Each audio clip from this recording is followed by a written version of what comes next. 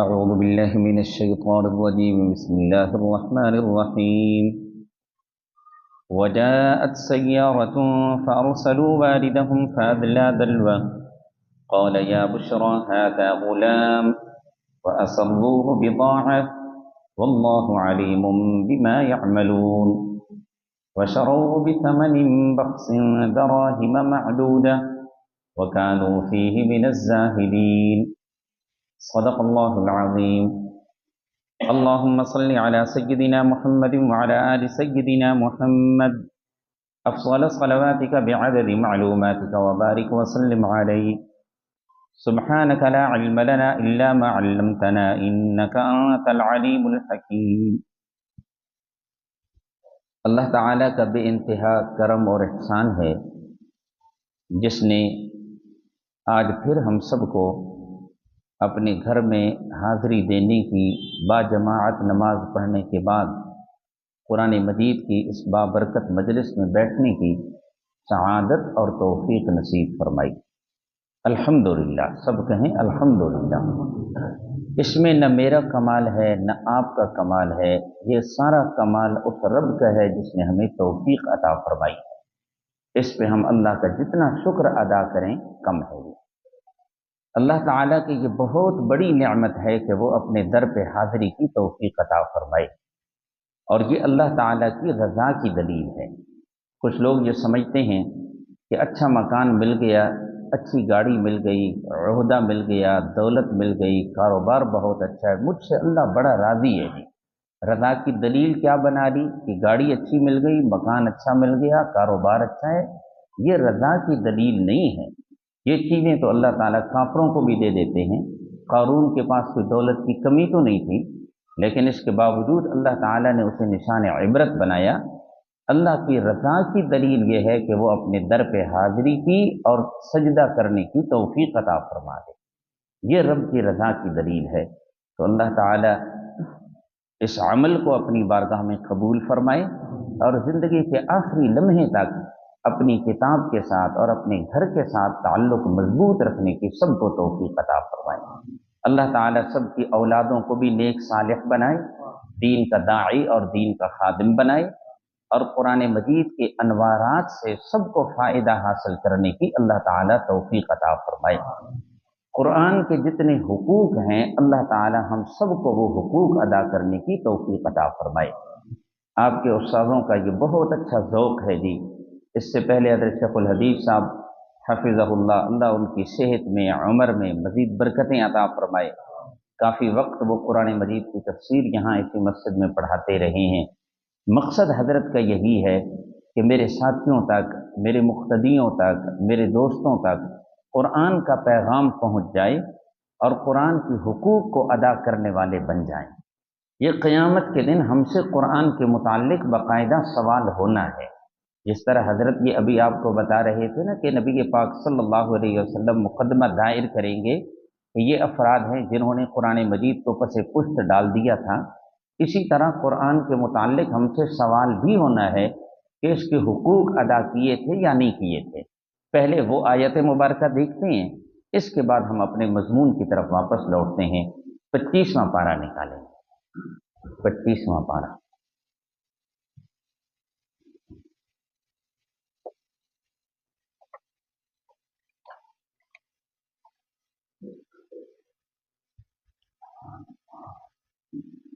جی صفحہ نمبر 444، صفحہ نمبر 444۔ اس میں آیت نمبر 43 دیکھیں گے، آیت نمبر 43۔ اعوذ باللہ من الشیطان الرجیم بسم اللہ الرحمن الرحیم فاستمسک بالذی اوحی الیک، بس آپ مضبوطی سے پکڑیں اس چیز کو جس کی آپ کی طرف وحی کی گئی ہے۔ مضبوطی سے پکڑنے سے صرف ہاتھوں میں پکڑنا مراد نہیں، بلکہ مطلب ہے اس پر عمل کریں۔ انک علی صراط مستقیم، بے شک آپ سیدھے راستے پر ہیں۔ لوگ تو نعوذ باللہ آپ کے بارے میں کہتے ہیں کہ آپ گمراہ ہیں، سیدھے راستے پہ نہیں، لیکن میں رب گواہی دے رہا ہوں جو قرآن کو مضبوطی سے تھام لیتا ہے وہ یقیناً صراط مستقیم پر ہوتا ہے۔ میرے محبوب آپ قرآن کی تبلیغ کر رہے ہیں، قرآن کے ہر عمل پر مضبوطی سے عمل پیرا ہیں، ہر بات پر مضبوطی سے عمل کر رہے ہیں، اس لیے یقیناً آپ سیدھے راستے پہ ہیں۔ آگے فرمایا وَإِنَّهُ لَذِكْرٌ لَكَ وَلِقَوْمِكَ، اور بے شک یہ قرآن مجید البتہ نصیحت ہے آپ کے لیے اور آپ کی قوم کے لیے، کیونکہ پہلے مخاطب وہی تھے نا، اس لیے قوم کا لفظ بولا۔ یہ تو فَاسْتَمْسِكْ میں اور اِنَّكَ میں اور لَكَ میں یہ خطاب نبی پاک صلی اللہ علیہ وسلم کو ہے۔ آگے اللہ تعالیٰ نے جمع کا لفظ بولا، فرمایا وَسَوْفَ تُسْأَلُونَ، اور ان قریب تم سے پوچھا جائے گا۔ یہ مجھے اور آپ کو اور ساری انسانیت کو خطاب ہے کہ تم سے پوچھا جائے گا۔ کیا سوال ہوگا؟ تفسیر جلالین میں ہے عن القیام بحقہ، کہ قرآن کا حق پورا کیا تھا یا نہیں کیا تھا، قرآن کا حق ادا کیا تھا یا نہیں کیا تھا، یہ کل ہم سے سوال ہونا ہے اس کے بارے میں۔ اگر قرآن کے حقوق ادا کیے تو ہم کامیاب ہوں گے، سرخرو ہوں گے، اور اگر قرآن کے حقوق ادا نہ کیے تو پھر ناکام ہوں گے۔ قرآن مجید کو سیکھنا یہ لازم اور ضروری ہے۔ مجموعی طور پر امت مسلمہ قرآن مجید سے غافل ہے، اس لیے بے عزتی، ذلت، رسوائی ان کا مقدر بنی ہوئی ہے۔ عام طور پر لوگ قرآن نہ سیکھنے کو گناہ بھی نہیں سمجھتے۔ کیا میں نے کہا جی؟ عام طور پر قرآن نہ سیکھنے کو لوگ گناہ نہیں سمجھتے ہیں چوری تو گناہ ہے، ڈاکہ ڈالنا تو گناہ ہے، شراب نوشی تو گناہ ہے، جوا کھیلنا تو گناہ ہے۔ ٹھیک ہے، واقعتاً یہ گناہ ہے، اس میں کوئی شک شبہ ہے بھی نہیں، سارے کبیرہ گناہ ہیں، لیکن قرآن نہ سیکھنا اور ساری زندگی قرآن سیکھنے کی کوشش نہ کرنا، یہ ان گناہوں سے بڑا گناہ ہے، اور اس کے بارے میں ہم سے کل پوچھ ہوگی۔ آپ خوش نصیب لوگ ہیں جنہیں اللہ تعالیٰ نے قرآن مجید سیکھنے کی توفیق عطا فرمائی ہے۔ یہ صرف رمضان تک محدود نہیں، بلکہ آپ کے استاذوں کی جو ترتیب ہے دروس کی، آپ خود بھی پابندی سے دروس میں شرکت فرمائیں اور دیگر دوست احباب کو بھی دعوت دے کے اس میں آپ لے کر آئیں، اور سب قرآن مجید کی طالب بنیں، زندگی کے آخری لمحے تک قرآن کو سیکھتے رہیں۔ اللہ تعالیٰ سب کو اس کی توفیق نصیب فرمائے۔ اب پیچھے چلتے ہیں جی۔ کل سورہ یوسف میں حضرت پیغمبر یوسف صدیق علیہ السلام کی سیرت کے اور ان کی زندگی کے دو احوال کا ذکر ہوا۔ اب وجاءت سیارتن سے تیسرے حال کا ذکر آ رہا ہے۔ حضرت یوسف علیہ السلام کو ان کے بھائی ظلم کرتے ہوئے کنویں میں ڈال کے آ گئے، پھر حضرت یوسف علیہ السلام پر کیا بیتی قرآن اس کا ذکر کر رہا ہے۔ وہاں سے ایک قافلہ گزر رہا تھا جو مدین سے مصر کی طرف جا رہا تھا، اس کنویں کے پاس سے وہ گزرے، پانی کی انہیں ضرورت تھی، اپنے ایک بندے کو بھیجا پانی لانے کے لیے۔ اب وہ بندہ آیا، اس نے ڈول ڈالا، نیچے جب ڈول پہنچا، حضرت یوسف علیہ السلام نے سمجھا اللہ کی جانب سے کوئی مدد آ گئی، حضرت نے اس ڈول کو پکڑ لیا، اس کے ساتھ چمٹ گئے۔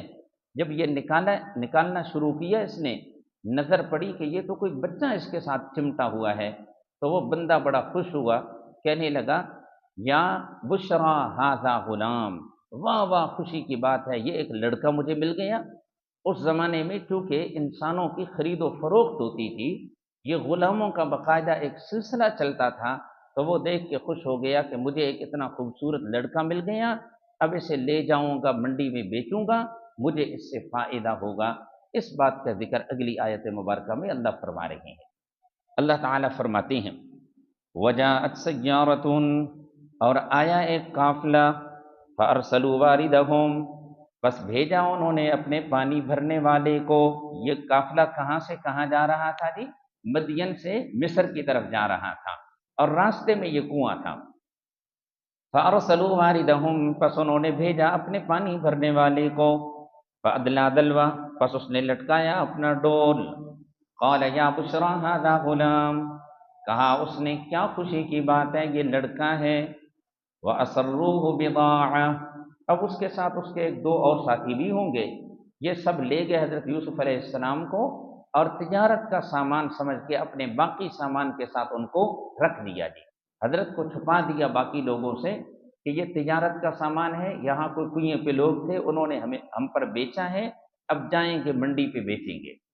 وَأَسَرُّوهُ بِضَاعَةً، اور چھپا دیا انہوں نے حضرت یوسف علیہ السلام کو تجارت کا سامان بنا کر، واللہ علیم بما یعملون، اور اللہ تعالیٰ خوب جاننے والے ہیں جو وہ کرتے ہیں، جو وہ کر رہے تھے، یہ سب کچھ اللہ تعالیٰ کے علم میں ہے جی۔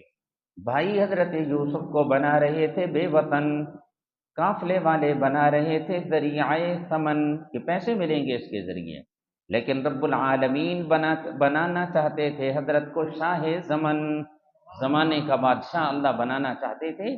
یہ رب کو پتا تھا کہ آگے جا کے اس کا نتیجہ کیا نکلے گا۔ وَشَرَوْهُ بِثَمَنٍ بَخْسٍ دَرَاهِمَ مَعْدُودَةٍ، یہ اب دوسرا امتحان ہے۔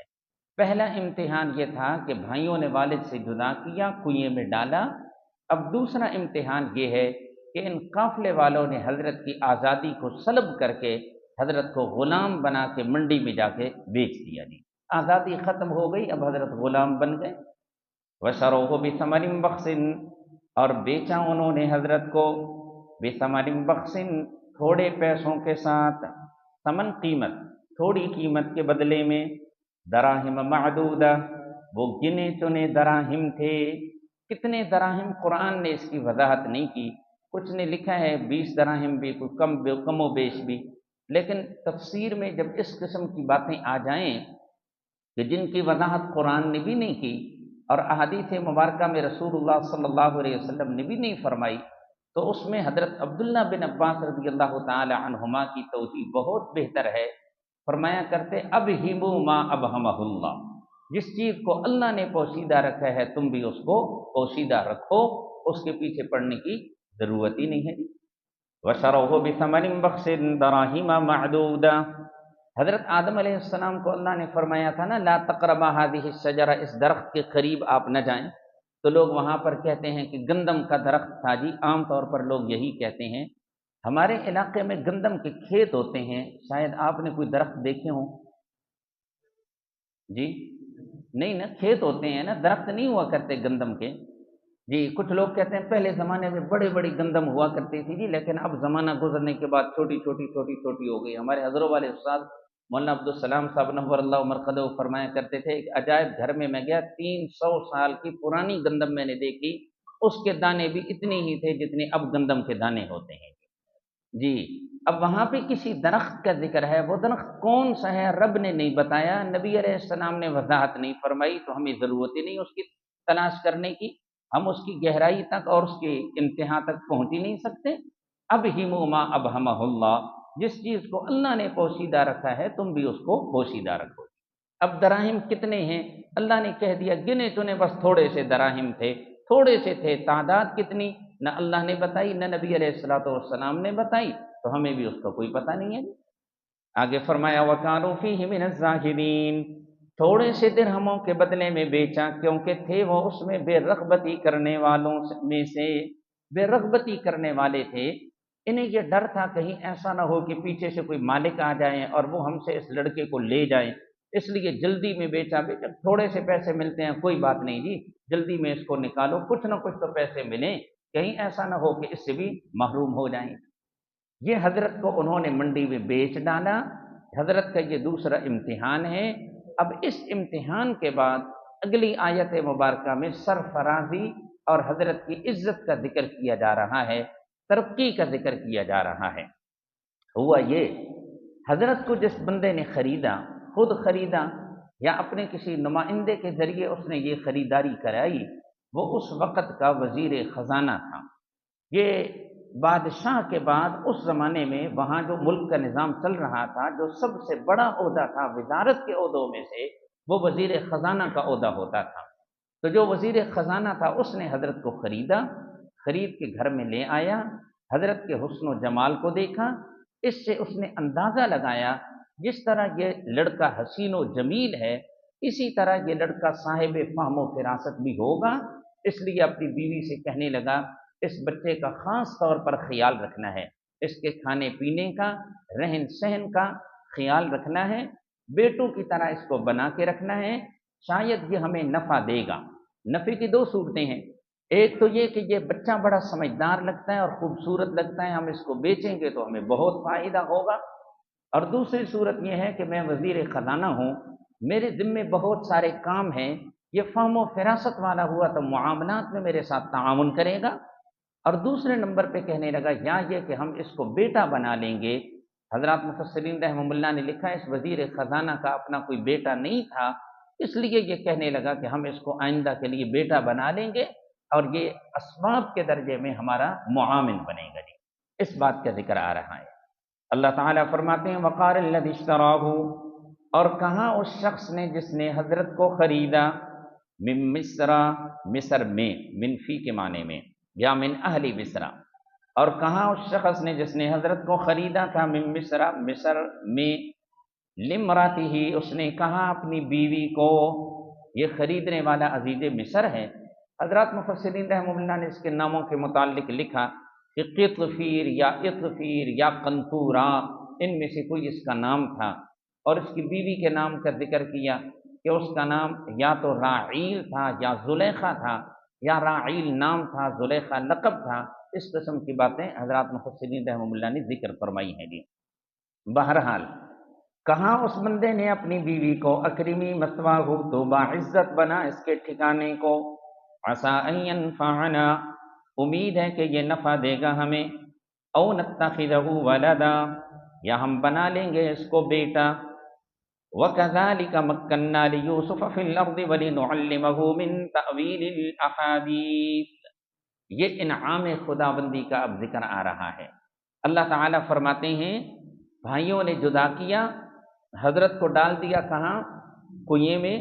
قافلے والوں نے زیادتی کی، انہوں نے حضرت کو غلام بنا کے بیچ دیا، لیکن میں اللہ نے حضرت یوسف پر انعام فرمایا، وزیر خزانہ کے گھر میں پہنچا کے عزت کی جگہ دی اور شہزادوں جیسی زندگی ان کو عطا فرمائی۔ اس انعام کا ذکر ہے۔ فرمایا وَكَذَلِكَ مَكَّنَّا لِيُوسُفَ فِي الْأَرْضِ، اور اسی طرح ہم نے عزت کی جگہ عطا فرمائی یوسف علیہ السلام کو ملک مصر میں، جس طرح ان کو اللہ نے کنویں سے نکالا اور بھائیوں کے قتل سے بچایا، اسی طرح اللہ تعالیٰ نے عزیز مصر کو ان پر مہربان فرما دیا جی۔ وَلِنُعَلِّمَهُ مِن تَأْوِيلِ الْأَحَادِيثِ، اور دوسری نعمت تاکہ ہم سکھائیں ان کو من تأویل الأحادیث، مشکل باتوں کا حل۔ میرے اللہ نے حضرت یوسف کو ترقیاں دینی تھی، اور آگے چل کے تقدیر میں لکھا ہوا تھا کہ اس لڑکے کو وزیر خزانہ بنانا ہے۔ اب یہ لڑکا اگر کنعان میں رہتا تو کنعان میں اس کو کیا پتہ چلتا کہ وزیر خزانہ کے ذمے کیا کیا کام ہوتا ہے، آمدن کا حساب کیسے رکھا جاتا ہے، خرچ کا حساب کیسے رکھا جاتا ہے، سارے معاملات کیا ہوتے ہیں، لوگوں کے ساتھ معاملات کیسے طے کیے جاتے ہیں۔ اگر اپنے والد کے گھر میں رہتے تو ان ساری باتوں کا حضرت کو کیسے پتہ چلتا؟ اللہ تعالیٰ نے ایک حکمت کے تحت حضرت کو یہاں پہ پہنچا دیا۔ اب یہ سارے معاملات اپنی آنکھوں سے دیکھ رہے تھے اور اس کے ساتھ یہ لگے رہتے تھے کام میں، تعاون میں، اور بہت کچھ وقت سے پہلے حضرت یوسف علیہ السلام نے اس معاملے میں باتیں سیکھ لی۔ اللہ اس کا ذکر فرما رہے ہیں۔ فرمایا وَلِنُعَلِّمَهُ مِن تَأْوِيلِ الْأَحَادِيثِ، اور تاکہ ہم ان کو سکھا دیں مشکل باتوں کا حل۔ آگے اللہ اپنی قدرت کا ذکر فرماتے ہیں۔ فرمایا وَاللَّهُ غَالِبٌ عَلَىٰ أَمْرِهِ وَلَٰكِنَّ أَكْثَرَ النَّاسِ لَا يَعْلَمُونَ، اور اللہ تعالی غالب ہے اپنے کام پر، وَلَٰكِنَّ أَكْثَرَ النَّاسِ لَا يَعْلَمُونَ، لیکن اکثر لوگ نہیں جانتے۔ وَاللَّهُ غَالِبٌ عَلَىٰ أَمْرِهِ، اس میں شرک کی ایک خاص قسم کی تردید کی جا رہی ہے جس کو شرک فی التصرف کہتے ہیں۔ مطلب یہ بنا اس جملے کا وَاللَّهُ غَالِبٌ عَلَىٰ أَمْرِهِ، اللہ اپنے حکم پر غالب ہے، یعنی اللہ جس چیز کا ارادہ کر لیتے ہیں وہ کام ہو کے رہتا ہے، کوئی اس کے راستے میں رکاوٹ نہیں بن سکتا۔ بھائی حضرت یوسف علیہ السلام کو ذلیل کرنا چاہتے تھے نا، ترقی کو روکنا چاہتے تھے، لیکن اللہ تعالی حضرت یوسف علیہ السلام کو عزت دینا چاہتے تھے، تو حضرت یوسف علیہ السلام کو عزت ملی کہ نہیں ملی؟ ملی نا۔ اللہ کا حکم غالب آ کے رہا، ہوتا وہی ہے جو اللہ چاہتے ہیں، حکم اسی کا چلتا ہے، مرضیاں اسی کی چلتی ہیں، اختیارات اسی کے چلتے ہیں۔ آئیے ذرا قرآن میں دیکھتے ہیں مزید کچھ مقامات پہ اللہ نے اسی بات کا ذکر فرمایا۔ سب سے پہلے نمبر پہ نکالیں سورہ فاطر جی، سورہ فاطر جی 22واں پارہ، صفحہ نمبر 394 جی، صفحہ نمبر 394۔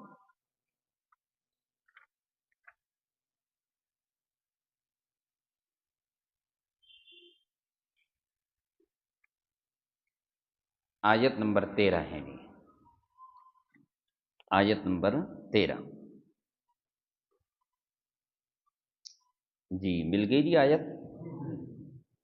اللہ تعالیٰ فرماتے ہیں اعوذ باللہ من الشیطان الرجیم یولج اللیل فی النہار، اللہ تعالیٰ داخل کرتے ہیں رات کو دن میں، جس سے دن بڑا ہو جاتا ہے، جیسے گرمیوں میں ہوتا ہے جی، رات کے کچھ اجزاء دن میں داخل ہو گئے، دن بڑا ہو گیا۔ وَيُولِجُ النَّهَارَ فِي اللَّيْلِ، اور اللہ داخل کرتے ہیں دن کو رات میں، دن کے کچھ اجزاء رات میں داخل ہو گئے تو رات بڑی ہو گئی، جیسے سردیوں میں ہوتا ہے۔ یہ رات اور دن کا انقلاب کس کے اختیار میں ہے؟ اللہ کے۔ وَسَخَّرَ الشَّمْسَ وَالْقَمَرَ، اور کام میں لگا دیا اس نے سورج کو اور چاند کو۔ یہ سورج اور چاند کا آنا جانا یہ کس کے قبضہ قدرت میں؟ اللہ کے۔ کل یجری لاجل مسمی، ہر ایک چل رہا ہے ایک مقرر مدت تک۔ آگے نتیجہ ذکر فرمایا، ذالکم اللہ ربکم، ان مذکورہ صفتوں والے اللہ تمہارے رب ہیں۔ یہ جن میں یہ صفتیں پائی جاتی ہیں نا، رات اور دن کے نظام کو جو چلانے والا ہے، سورج اور چاند جس کے حکم کا پابند ہے، اور اوپر مزید بھی کچھ صفتیں ذکر فرمائی ہیں۔ فرمایا ان ساری صفات والا اللہ تمہارا رب ہے، یہ ذات ہے جو تمہیں پالنے والی ہے۔ آگے فرمایا لہ الملک، اسی کے لیے سلطنت ہے، اسی کا راج ہے، بادشاہت اسی کی ہے، حکم اسی کا چلتا ہے، اسی کی مرضیاں چلتی ہیں۔ والذین تدعون من دونہ، اور وہ جن کو تم پکارتے ہو، من دونہ اللہ کے سوا، اللہ کے سوا جن سے دعائیں مانگتے ہو، خواہ وہ بت ہوں یا وہ مقرب فرشتے ہوں یا وہ انبیاء علیہ السلام ہوں یا وہ بزرگان دین اور اولیاء کرام ہوں۔ فرمایا اللہ کے سوا جن سے تم دعائیں مانگتے ہو، ما یملکون من قطمیر، نہیں ہے وہ مالک، من قطمیر، کھجور کے اوپر باریک سے پردے کے، کھجور کھاتے ہیں نا، دیکھ لینا گٹھلی ہے نا، اس کے اوپر باریک سا پردہ ہوتا ہے۔ اللہ فرماتے ہیں یہ تو بالکل بے بس ہیں، وہ ایک گھٹیا اور معمولی اور حقیر سا جو پردہ ہوتا ہے نا، یہ اس پردے جتنا بھی اختیار نہیں رکھتے، بالکل عاجز ہیں۔ اور اس کے مقابلے میں اللہ لہ الملک، اسی کا راج ہے، اسی کی سلطنت ہے، اسی کی بادشاہی ہے۔ تو حکم کس کا چلتا ہے؟ اختیارات کس کے چلتے ہیں؟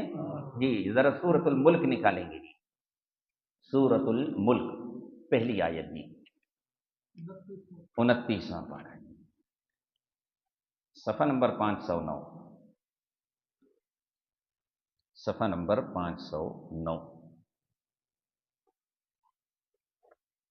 جی۔ اللہ تعالیٰ فرماتے ہیں تبارک الذی، برکت والی ہے وہ ذات، بیدہ الملک، جس کے قبضے میں ہے سلطنت، یہ ساری کائنات جس کے قبضہ قدرت میں ہے۔ برکت والی ہے وہ ذات جس کے قبضے میں ہے حکومت اور سلطنت، وہو علی کل شیء قدیر، اور وہی ذات ہر چیز پر قادر ہے۔ تو یہ آیت بھی بتا رہی ہے کہ سب چیزوں پر قدرت کس کی اور بادشاہت کس کی؟ اللہ کی۔ سورہ یاسین کی آخری آیت نکالیں گے جی، سورہ یاسین کی آخری آیت جی، 23واں پارہ، 23واں پارہ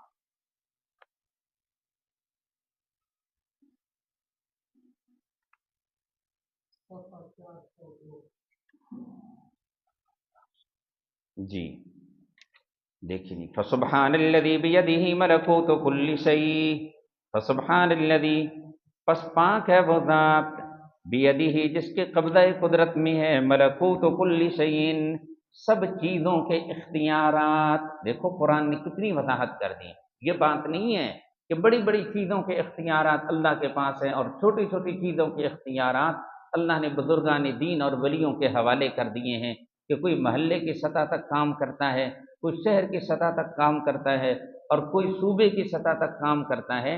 یہ جو لوگ بیچارے قرآن سے دور ہیں اور شرک کی دلدل میں پھنسے ہوئے ہیں نا، انہوں نے الوہیت کے درجات بھی ایسے ہی تقسیم کر دیے ہیں جیسے دنیاوی عہدے ہوتے ہیں جی۔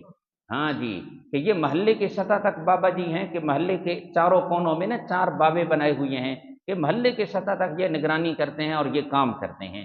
پھر کوئی بڑا بنایا ہوگا جی، یہ جو ہے یہ شہر کی سطح تک، یہ بڑا ہے یہ صوبے کی سطح تک، یہ ہے جو ملک کی سطح تک ہے، یہ بڑی امام بنایا ہے، جو داتا کا دربار بنایا ہوا ہے، تو دور دراز سے لوگ آتے ہیں کہ یہ ہمارے حاجت روا مشکل کشاں ہیں اور یہ ہمارے کام کرتے ہیں۔ اللہ کیا بتا رہے ہیں؟ ملکوت کل شیء، سب چیزوں کے اختیارات کس کے پاس ہیں؟ اللہ ہی کے پاس ہے۔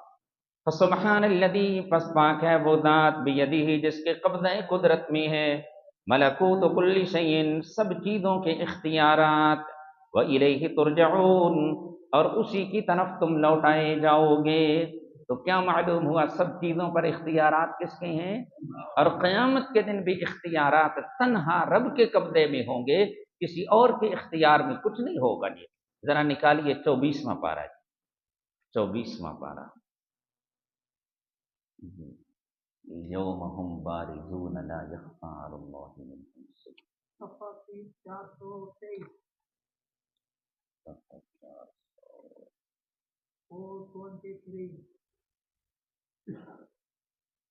جی، آیت نمبر 17 ہے جی، آیت نمبر 17 سورہ حامیم مومن۔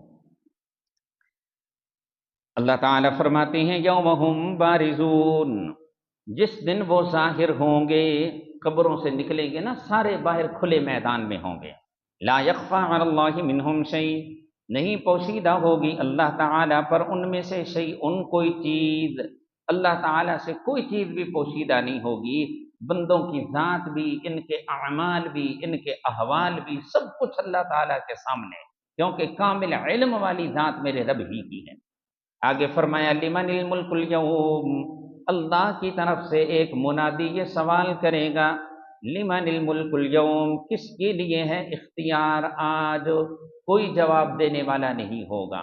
آگے سے جواب ملے گا للہ الواحد القہار، اکیلے اللہ کے لیے اختیار ہے، القہار جو دباؤ والا ہے، جو زور والا ہے۔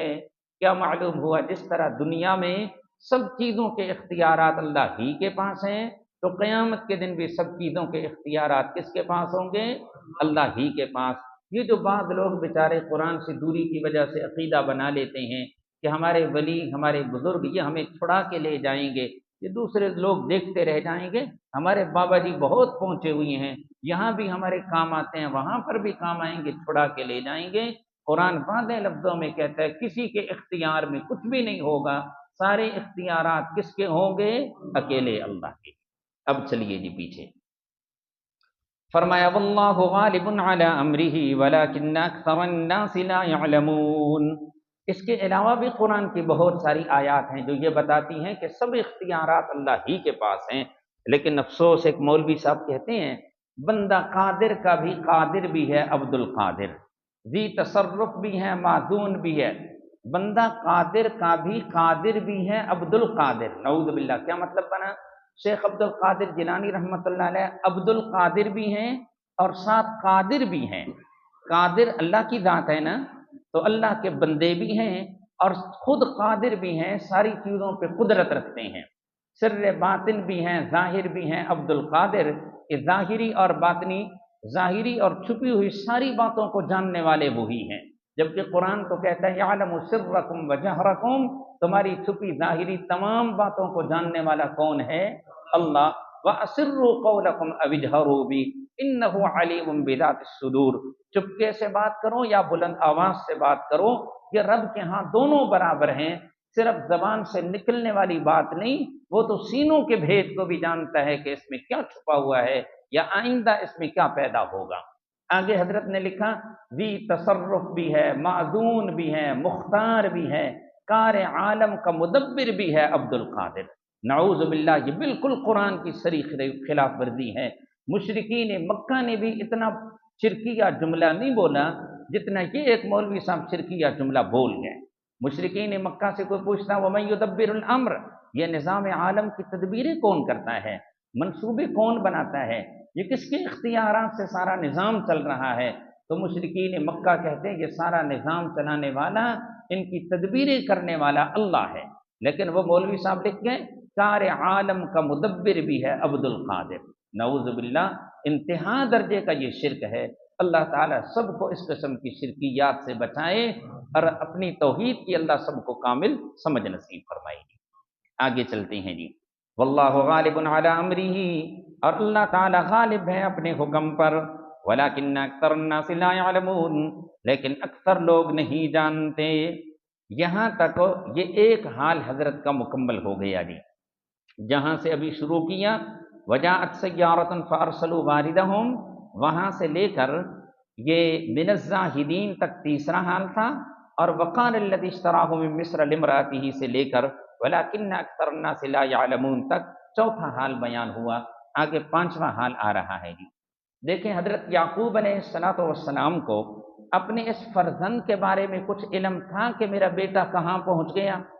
حضرت کی نقل و حرکت کی کوئی خبر تھی انہیں کچھ بھی پتہ نہیں، وہ بیچارے تو اپنی جگہ پہ رو رہے تھے، واللہ المستعان علی ما تصفون کہہ رہے تھے۔ اس سے معلوم ہوا کہ پیغمبر یعقوب علیہ السلام عالم الغیب نہیں تھے۔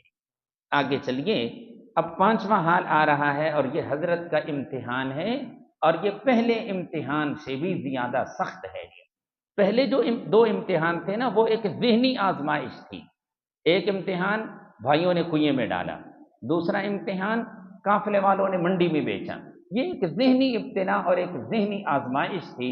اب آگے جو امتحان آ رہا ہے یہ ایک جذباتی امتحان ہے کہ زلیخا ان کے پیچھے لگ گئی، اور یہ ایک ایسا امتحان تھا کہ جس کی بجلیوں کے سامنے عفت کے بڑے بڑے پہاڑ ریزہ ریزہ ہو جاتے ہیں۔ یہ مشکل ترین امتحان آ رہا ہے۔ حضرت یوسف علیہ السلام جس گھر میں رہ رہے تھے، جوانی کی عمر کو پہنچے، بھرپور جوانی ہے، اللہ تعالیٰ نے حضرت کو دین کی کامل سمجھ نصیب فرمائی، نبوت عطا فرمائی۔ حضرت یوسف علیہ السلام جس گھر میں رہ رہے ہیں، اسی گھر کی جو ملکہ ہے وہ خاتون حضرت کے اوپر فریفتہ ہو گئی۔ اس نے حضرت کو گناہ کی طرف لانے کی بھرپور کوشش کی، پرزور انداز میں اس نے دعوت دی ہے، اس بات کا ذکر آ رہا ہے۔ لیکن پرچہ یہ سخت کتنا ہے، ترجمے کے بعد پھر وہ بات ذکر کرتے ہیں جی۔ وَلَمَّا بَلَغَ أَشُدَّهُ، جب حضرت پہنچے اپنی قوت کو، بھرپور جوانی، بعض حضرات نے لکھا 33 سال، بعض حضرات نے لکھا 40 سال، بہرحال قرآن نے یہاں عمر کی تعیین نہیں کی، بھرپور جوانی تھی جی۔ وَلَمَّا بَلَغَ أَشُدَّهُ، جب حضرت پہنچے اپنی قوت کو، آتَيْنَاهُ حُكْمًا وَعِلْمًا، تو ہم نے ان کو عطا کی حکمت و علمًا، اور شریعت کا علم۔ حکمن سے نبوت مراد ہے، اور علمًا سے شریعت کا علم۔ وَكَذَلِكَ نَجْزِي الْمُحْسِنِينَ، اور اسی طرح ہم بدلہ دیتے ہیں دل سے نیکی کرنے والوں کو۔ یہ تو ابتداءً اللہ کی طرف سے سرفرازی ہوئی کہ اللہ تعالیٰ نے ان کو نبوت عطا فرمائی، لیکن ساتھ پرچے کی سختی دیکھیں۔ وَرَاوَدَتْهُ الَّتِي، اور پھسلایا حضرت کو اس عورت نے، ہوا فی بیتہا، حضرت جس کے گھر میں تھے، عن نفسہ، اس نے پھسلایا حضرت کے نفس کے بارے میں، وغلقت الابواب، اور بند کر دیے اس نے دروازے، وقالت حیت لک، اور کہنے لگی حیت، جلدی کر، تجھے کہہ رہی ہوں۔ قال، حضرت نے فرمایا معاذ اللہ، اللہ کی پناہ، انہ ربی، بے شک وہ میرا رب ہے، احسن مثوایا، اس نے اچھا بنایا ہے میرا ٹھکانہ، انہ لا یفلح الظالمون، بے شک نہیں کامیاب ہوتے ایسے حق فراموش لوگ۔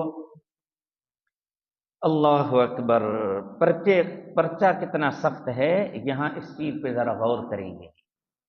پیغمبر یوسف علیہ السلام کی عفت پاک دامنی بھی ذرا دیکھیے۔ عام طور پر لوگ اس واقعے کو بیان کرتے ہیں تو یہ عشقیہ داستان بنا کے پیش کرتے ہیں، لیکن قرآن نے عشقیہ داستان کے انداز میں اس کو پیش نہیں کیا، بلکہ کامل عفت اور حیا اور پاک دامنی کا درس دے رہا ہے یہ واقعہ۔ حضرت یوسف علیہ السلام کے پیچھے لگی وہ عورت، حضرت یوسف علیہ السلام بچ گئے۔ پرچے کی سختی دیکھیں۔ نمبر 1، اگر بوڑھا بندہ ہو وہ گناہ سے بچ جائے تو یہ کوئی کمال نہیں ہے۔ حضرت یوسف علیہ السلام اشدہ، بھرپور جوانی ہے۔ نمبر 2، بوڑھا جوان بندہ ہے لیکن وہ شادی شدہ ہے، اگر وہ بچ جائے تو یہ بھی کوئی کمال نہیں۔ حضرت یوسف علیہ السلام جوان بھی ہیں اور شادی شدہ بھی نہیں ہے۔ نمبر 3، بندہ جوان ہے اور شادی شدہ نہیں ہے، لیکن عورت اس بندے کو نہیں چاہتی، وہ عورت اس سے محبت نہیں کرتی، یہ اس عورت کا مطلوب اور محبوب نہیں ہے۔ اب یہ بندہ اگر بچ جاتا ہے گناہ سے تو یہ بھی کوئی کمال نہیں ہے۔ یوسف علیہ السلام جوان بھی ہیں، شادی شدہ بھی نہیں ہیں، اور اس عورت کے مطلوب اور محبوب بھی ہیں۔ پھر اگلی بات، عورت کے ساتھ محبت ہے، وہ عورت چاہتی بھی ہے، لیکن مرد یہاں پہ رہ رہا ہے اور عورت لاہور میں رہتی ہے یا کراچی میں کسی اور جگہ پہ دور رہتی ہے، کہیں اکٹھے نہیں ہو پا رہے۔ اب اگر مرد بچ گیا تو یہ بھی کوئی کمال نہیں ہے۔ یہاں تو معاملہ یہ ہے کہ یوسف علیہ السلام اسی گھر میں ساتھ رہ رہے ہیں۔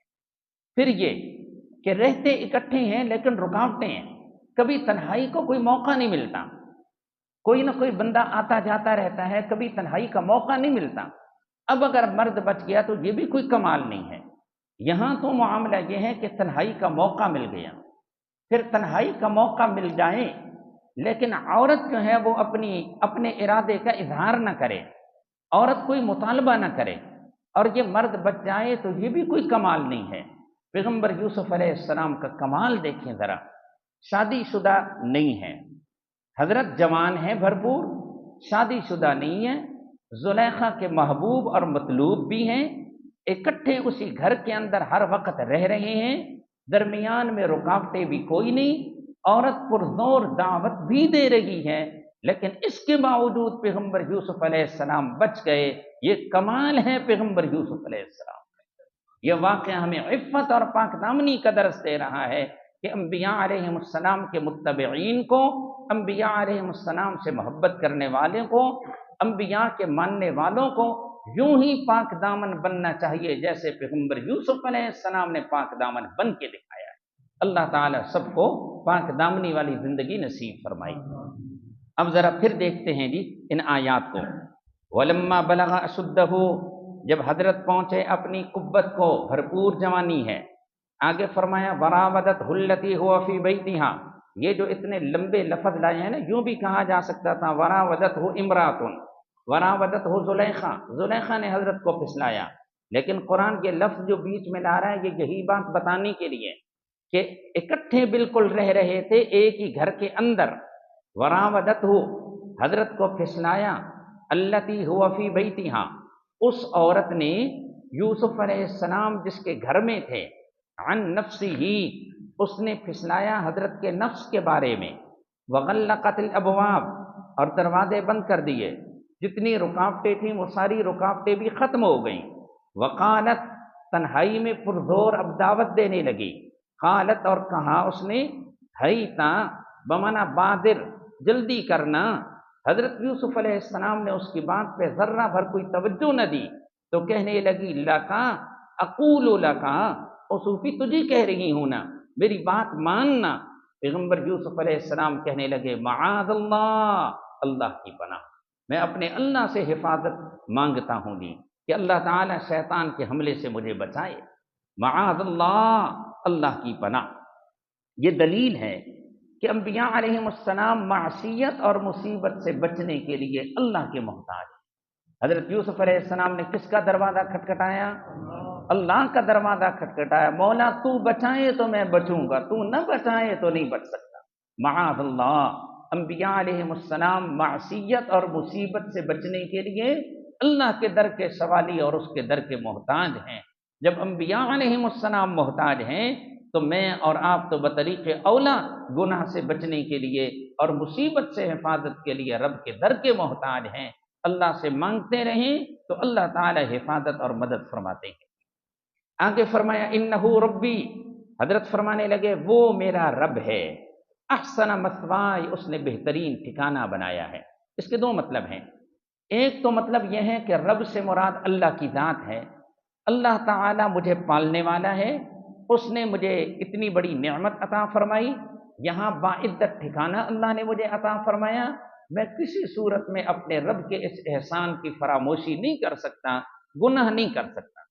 اور یہاں ربی سے مراد ہے وہ عزیز مصر، رب مانا سردار ہے، عزیز مصر میرا سردار ہے، اس نے اتنی عزت سے مجھے یہاں پہ رکھا ہے، اس لیے میں اس کے احسان کی فراموشی نہیں کر سکتا، کیونکہ انہ لا یفلح الظالمون، ایسے حق فراموش لوگ کبھی کامیاب نہیں ہوتے۔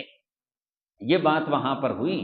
اب اس کے بعد قرآن اگلا جملہ ذکر فرما رہا ہے وَلَقَدْ هَمَّتْ بِهِ وَهَمَّ بِهَا لَوْلَا أَن رَّأَىٰ بُرْهَانَ رَبِّهِ، جس وقت دونوں اکٹھے تھے، عورت کا تو پرزور مطالبہ تھا، کیا یوسف علیہ السلام کا بھی کوئی ارادہ بنا؟ اللہ تعالیٰ فرماتے ہیں اگر میرے یوسف نے رب کے برہان اور دلیل کو نہ دیکھا ہوتا تو حضرت یوسف بھی ارادہ کر بیٹھتے، لیکن چونکہ وہ برہان اور دلیل کو دیکھ چکے تھے اس لیے میرے یوسف نے ارادہ تک نہیں۔ اب وہ برہان اور دلیل کیا ہے وہ بات پھر کرتے ہیں، پہلے ترجمہ دیکھتے ہیں۔ فرمایا وَلَقَدْ هَمَّتْ بِهِ، اور البتہ تاکہ ایک پختہ ارادہ کر لیا اس عورت نے یوسف علیہ السلام کا، وَهَمَّ بِهَا، اور حضرت یوسف علیہ السلام بھی اس کا ارادہ کر لیتے، لولا الرآ برہان ربی، اگر حضرت نے نہ دیکھی ہوتی اپنے رب کی دلیل، اگر نہ دیکھی ہوتی رب کی دلیل، دلیل دیکھ چکے تھے اس لیے ارادہ تک نہیں کیا۔ دیکھیں قرآن نے دونوں کو ارادے کے لیے الگ الگ لفظ لائے ہیں جی۔ اگر حضرت یوسف علیہ السلام کا بھی کچھ ارادہ ہو جاتا تو پھر اکٹھا لفظ بولا جاتا ہما کہ دونوں نے ارادہ کیا، لیکن عورت کے ارادے کا ذکر بالکل الگ کیا، اس کے ساتھ لام اور قد ذکر کیا، اور حضرت یوسف علیہ السلام کے ارادے کا ذکر بالکل الگ کیا۔ اچھا کون سی دلیل تھی جو حضرت نے دیکھی تھی؟ اس کے بارے میں مختلف اقوال ہیں، صرف دو باتیں ذکر کرتا ہوں۔ تفسیر قرطبی میں ہے کہ زلیخا نے اسی بڑے محل کے اندر جس کے سارے دروازے بند کیے نا، اچھا لوگوں میں مشہور ہے دروازے بند کر دیے، تالے بھی لگا دیے، قرآن مجید میں تالوں کا کوئی ذکر نہیں آتا اور نہ ہی کہیں احادیث میں تالوں کا کوئی ذکر آتا ہے۔ بڑا کوئی محل تھا جس کے مختلف دروازے تھے، اس نے سارے دروازے بند کر دیے تاکہ کسی دروازے سے بھی کوئی بندہ اندر داخل نہ ہو۔ اچھا اگلی بات، برہان سے کیا مراد ہے؟ یہاں اس نے ایک بت رکھا ہوا تھا اس محل میں، اس بت کے اوپر وہ پردہ ڈالنے لگی۔ حضرت یوسف علیہ السلام نے پوچھا کیوں پردہ ڈالتی ہے اس پہ؟ کافی وقت سے حضرت وہاں رہ رہے تھے، پہلے کبھی اس نے اس کے اوپر پردہ نہیں ڈالا، آج پردہ ڈالتے ہوئے دیکھا تو حضرت نے اس سے پوچھا، وہ کہنے لگی بات یہ ہے میں ایک کام کرنے لگی ہوں جو گناہ کا کام ہے، مجھے اپنے اس معبود سے شرم آتی ہے۔ حضرت یوسف علیہ السلام فرمانے لگے تیرا یہ معبود جو بے حس اور بے شعور ہے تجھے اس سے شرم آتی ہے، کیا مجھے اپنے علیم و خبیر رب سے شرم نہیں آتی؟ میں تیرے بہکاوے میں کیوں آؤں؟ بس اسی سے فوراً حضرت کا دین اپنے رب کی طرف کامل طور پر متوجہ ہو گیا اور حضرت نے ارادہ تک نہیں کیا۔ دوسری توجیہ اس میں یہ ہے حضرت کو چونکہ اللہ نے کامل علم عطا فرمایا تھا اور اس علم میں یہ بات تھی کہ ہر قسم کی بدکاری کو اللہ تعالیٰ نے حرام کیا ہے، اور یہ گناہ کے جتنے کام ہیں، یہ جتنی بدکاریاں اور فحاشی کے کام ہیں، اس سے اللہ تعالیٰ کا غضب بھڑکتا ہے، اس سے اللہ تعالیٰ ناراض ہوتے ہیں۔ اللہ تعالیٰ نے حضرت کو یہ علم عطا فرمایا تھا، اس علم کی وجہ سے حضرت ڈٹ گئے کہ کچھ بھی ہو جان دے دوں گا لیکن اس برائی کی طرف مائل نہیں ہوگا۔ تو یہ علم تھا جو حضرت کو اللہ نے عطا فرمایا تھا، اس وجہ سے اللہ نے حضرت کو استقامت عطا فرمائی اور حضرت نے ارادہ تک نہیں کیا جی۔ وَهَمَّ بِهَا لَوْلَا أَن رَّأَىٰ بُرْهَانَ رَبِّهِ كَذَٰلِكَ لِنَصْرِفَ عَنْهُ السُّوءَ وَالْفَحْشَاءَ، اللہ تعالیٰ فرماتے ہیں كَذَٰلِكَ، اسی طرح ہم نے حضرت کو ثابت قدم رکھا، ثبتنا ہو، لِنَصْرِفَ عَنْهُ السُّوءَ وَالْفَحْشَاءَ، تاکہ ہم پھیر دیں ان سے السوء گناہ کو، والفحشاء اور بے حیائی کو۔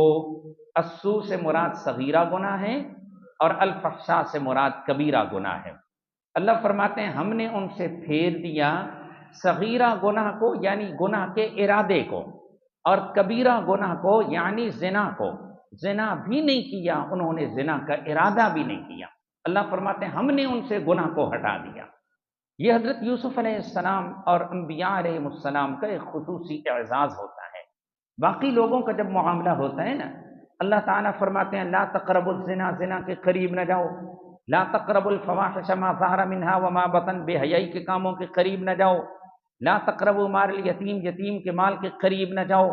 لوگوں کو منع کیا جاتا ہے، مجھے اور آپ کو روکا جاتا ہے یہ کام نہ کرو، اس کے قریب نہیں جانا، اس کے قریب نہیں جانا، اس کے قریب نہیں جانا۔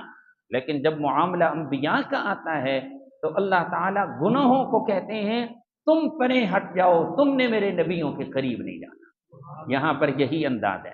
فرمایا لِنَصْرِفَ عَنْهُ السُّوءَ، ہم نے حضرت یوسف علیہ السلام کو ثابت قدم رکھا، تاکہ ہم ان سے پھیر دیں، ان سے ہٹا دیں، ان سے دور کر دیں السوء برائی کو، صغیرہ گناہ کو، والفحشاء اور بے حیائی کو، کبیرہ گناہ کو، انہ من عبادنا المخلصین، بے شک وہ ہمارے چنے ہوئے بندوں میں سے تھے۔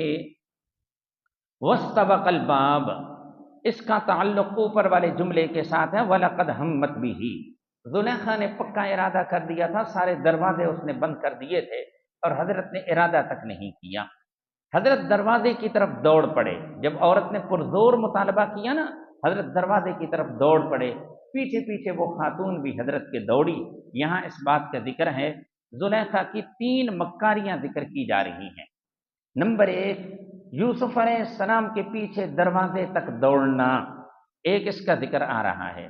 نمبر 2، پیچھے سے حضرت کے کرتے کو کھینچنا اور اس کو پھاڑ دینا، اس کا ذکر ہے۔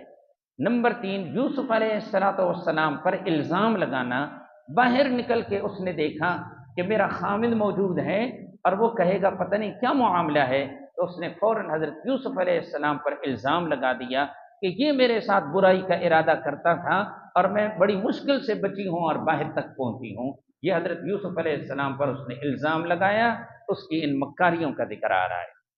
فرمایا واستبق الباب، اور دوڑے وہ دونوں دروازے کی طرف، وقدت قمیصہ، اور چیر ڈالا اس نے حضرت کے کرتے کو، من دبر، پیچھے سے، والفیا سیدہا، اور پایا ان دونوں نے، سیدہا، اس عورت کے شوہر کو، لدل باب، دروازے کے پاس کھڑا ہوا۔ اتفاقاً عزیز مصر اپنے کسی کام کے لیے گھر میں آیا، دروازہ بند تھا، اتنے میں اچانک دروازہ کھلا اور دوڑتے ہوئے حضرت یوسف علیہ السلام نکلے، پیچھے پیچھے وہ عورت نکلی۔ وہ پوچھنے لگا کیا معاملہ ہے؟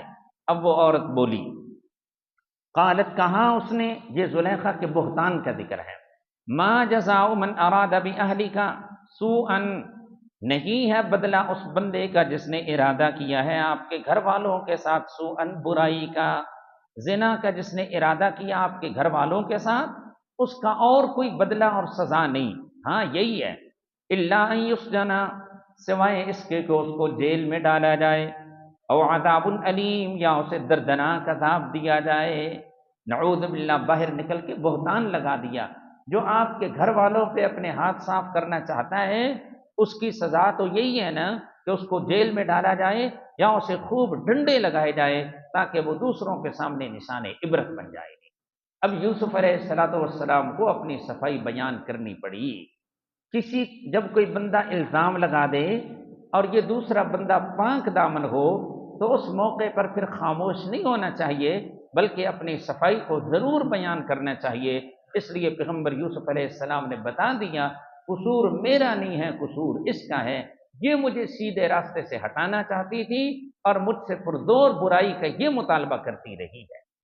قال، حضرت نے فرمایا بہتان کے جواب میں، ہی راودتنی، اسی نے خواہش کی ہے مجھ سے، عن نفسی، میرے نفس کے بارے میں، وشہید شاہد من اہلہا، حضرت یوسف علیہ السلام کی پاک دامنی کا ذکر ہے، یہ اللہ تعالیٰ کی جانب سے ایک خصوصی مدد کا انتظام ہے۔ ہوا یہ جی، اب آپس میں یہ تھوڑی دیر تو بات چلتی رہی، حضرت یوسف علیہ السلام کہتے ہیں قصور سارا اس کا، وہ کہتی ہے میرا نہیں ہے، سارا قصور اس کا ہے۔ اتنے میں زلیخا کے خاندان کا ہی کوئی دانا بندہ وہاں تھا، اس نے کہا جی ابھی فیصلہ کر لیتے ہیں، دیکھتے ہیں کہ یوسف کا کرتا آگے سے پھٹا ہے یا پیچھے سے پھٹا ہے۔ حضرت یوسف علیہ السلام کو اپنے کرتے کے حوالے سے کچھ پتہ نہیں تھا۔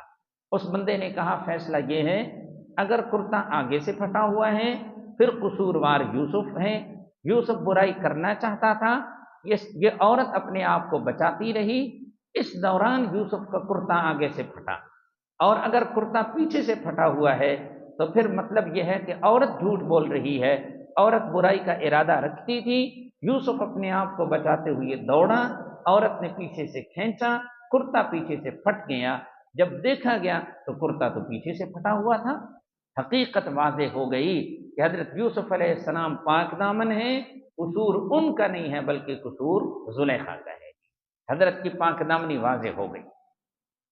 وَشَهِدَ شَاهِدٌ مِّنْ أَهْلِهَا، یہ شاہدہ بمعنی حکمہ، فیصلہ کیا ایک فیصلہ کرنے والے نے، من اہلیہا، اس عورت کے خاندان والوں میں سے، عام طور پر ذکر یہ کیا جاتا ہے کہ یہ چھوٹا بچہ تھا۔ احادیث میں جن چھوٹے بچوں کی کلام کرنے کا ذکر ملتا ہے، ایک حدیث میں 3 کا آپ نے ذکر فرمایا، تو ان میں اس بچے کا کوئی ذکر نہیں ملتا۔ اس لیے بہت سارے مفسرین رحمہ اللہ نے لکھا یہ کوئی چھوٹا بچہ نہیں تھا، بلکہ یہ دانا بڑا آدمی تھا، سمجھدار، زلیخا کے خاندان کا، جس نے یہ فیصلہ کیا ایک تجربے کی بنیاد پر۔ کہنے لگا ان کان قمیصہ قد من قبول، اگر کان قمیصہ قد کا معنی پھٹا ہوا، اگر اس کا کرتا پھٹا ہوا ہے من قبول آگے سے، فصدقت تو عورت سچ بول رہی ہے، وہو من الکاذبین اور یہ جھوٹوں میں سے ہے، یہ مرد جھوٹا ہے۔ وَإِن كَانَ قَمِيصُهُ قُدَّ مِن دُبُرٍ اور اگر ہے اس کا کرتا پھٹا ہوا من دبر پیچھے سے، فَكَذَبَتْ تو عورت نے جھوٹ بولا، وَهُوَ مِنَ الصَّادِقِينَ اور وہ مرد سچوں میں سے ہے۔ فَلَمَّا رَأَىٰ قَمِيصَهُ بس جب دیکھا عزیز مصر نے حضرت یوسف علیہ السلام کے کرتے کو، قُدَّ مِن دُبُرٍ کہ وہ پھٹا ہوا ہے پیچھے سے، قَالَ إِنَّهُ مِن كَيْدِكُنَّ حضرت نے فرمایا بے شک یہ تم عورتوں کا فریب ہے۔ انہو یہ اس نے عزیز مصر نے فیصلہ کیا، کہا انہو من کیدکن بے شک یہ فریب ہے تم عورتوں کا، ان کیدکن عظیم بے شک تم عورتوں کا فریب عظیم بڑا ہے، تم بڑی مکار ہو، کہ جرم پہلے خود کرتی ہو پھر الزام دوسروں کے اوپر لگا دیتی ہو، تم بہت بڑی مکار ہو۔ یوسف اعرض عن ھذا اب حضرت یوسف علیہ السلام سے کہنے لگا یوسف جو ہونا تھا سو ہو گیا، اس بات کا چرچا نہیں کرنا، کسی کو بتانا نہیں ہے۔ یوسف اعرض عن ھذا اے یوسف تو اس سے اعراض کر، واستغفری لذنبک یعنی چرچا نہیں کرنا، کسی اور سے اس کا کوئی ذکر نہیں کرنا۔ یوسف اعرض عن ھذا واستغفری لذنبک اور زلیخا سے کہا تو یوسف سے معافی مانگ اپنے گناہ کی، کیونکہ انک کنت من الخاطئین بے شک تو گناہ گاروں میں سے ہے۔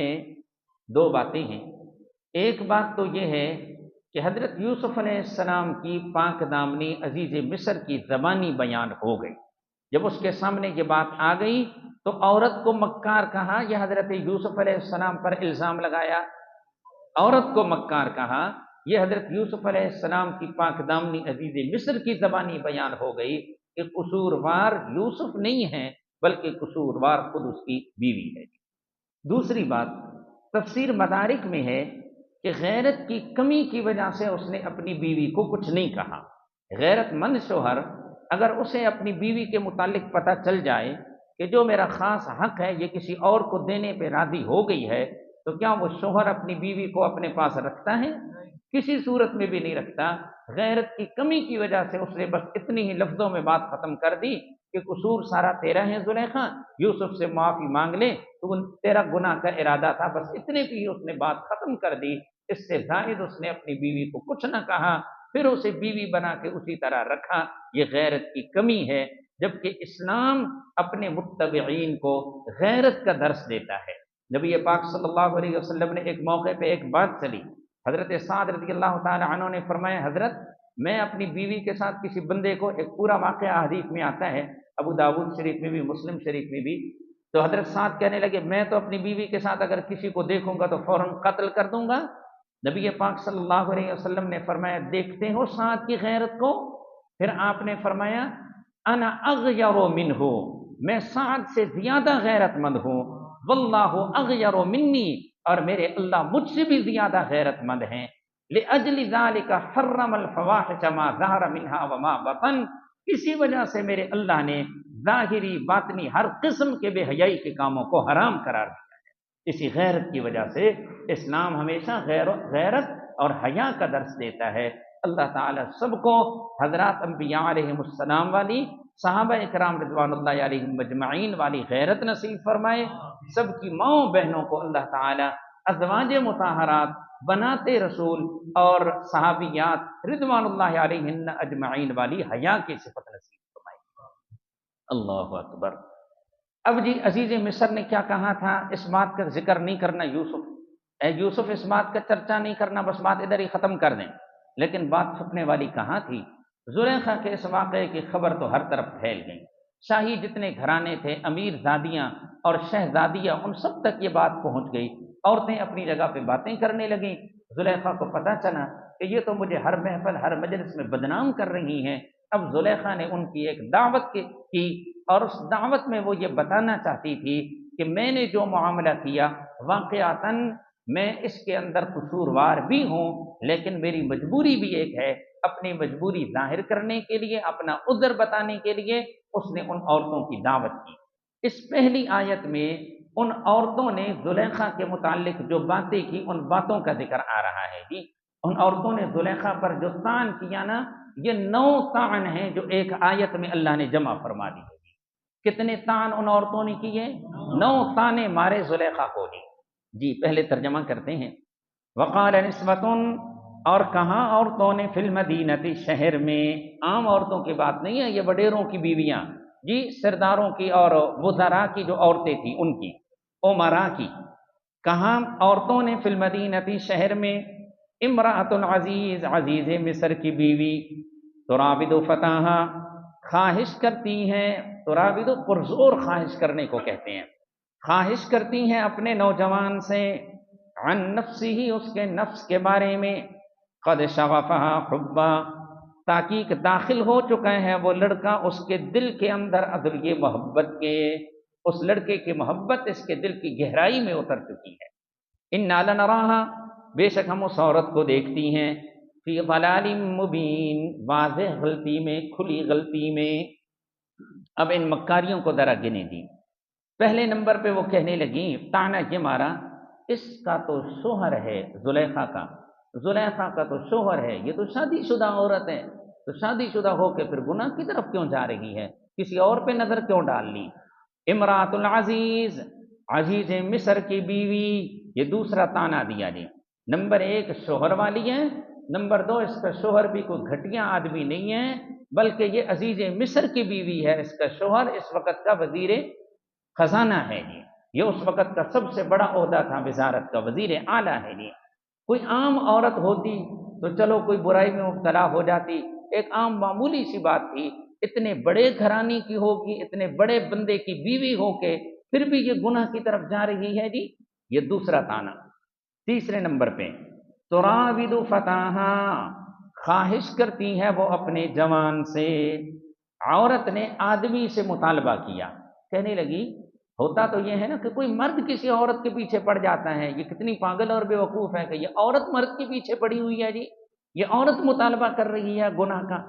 پھر جو اس نے لفظ بولا تو یہ چوتھے نمبر پہ طعنہ تھا، لفظ ایسا بولا جس میں مبالغے والا معنی ہے کہ مطالبہ بھی معمولی نہیں ہے بلکہ پرزور مطالبہ کر رہی ہے جی، بالکل چمٹی گئی ہے اور اس کو چھوڑتی ہی نہیں ہے جی، یہ طعنے دے رہی ہیں اس کو جی۔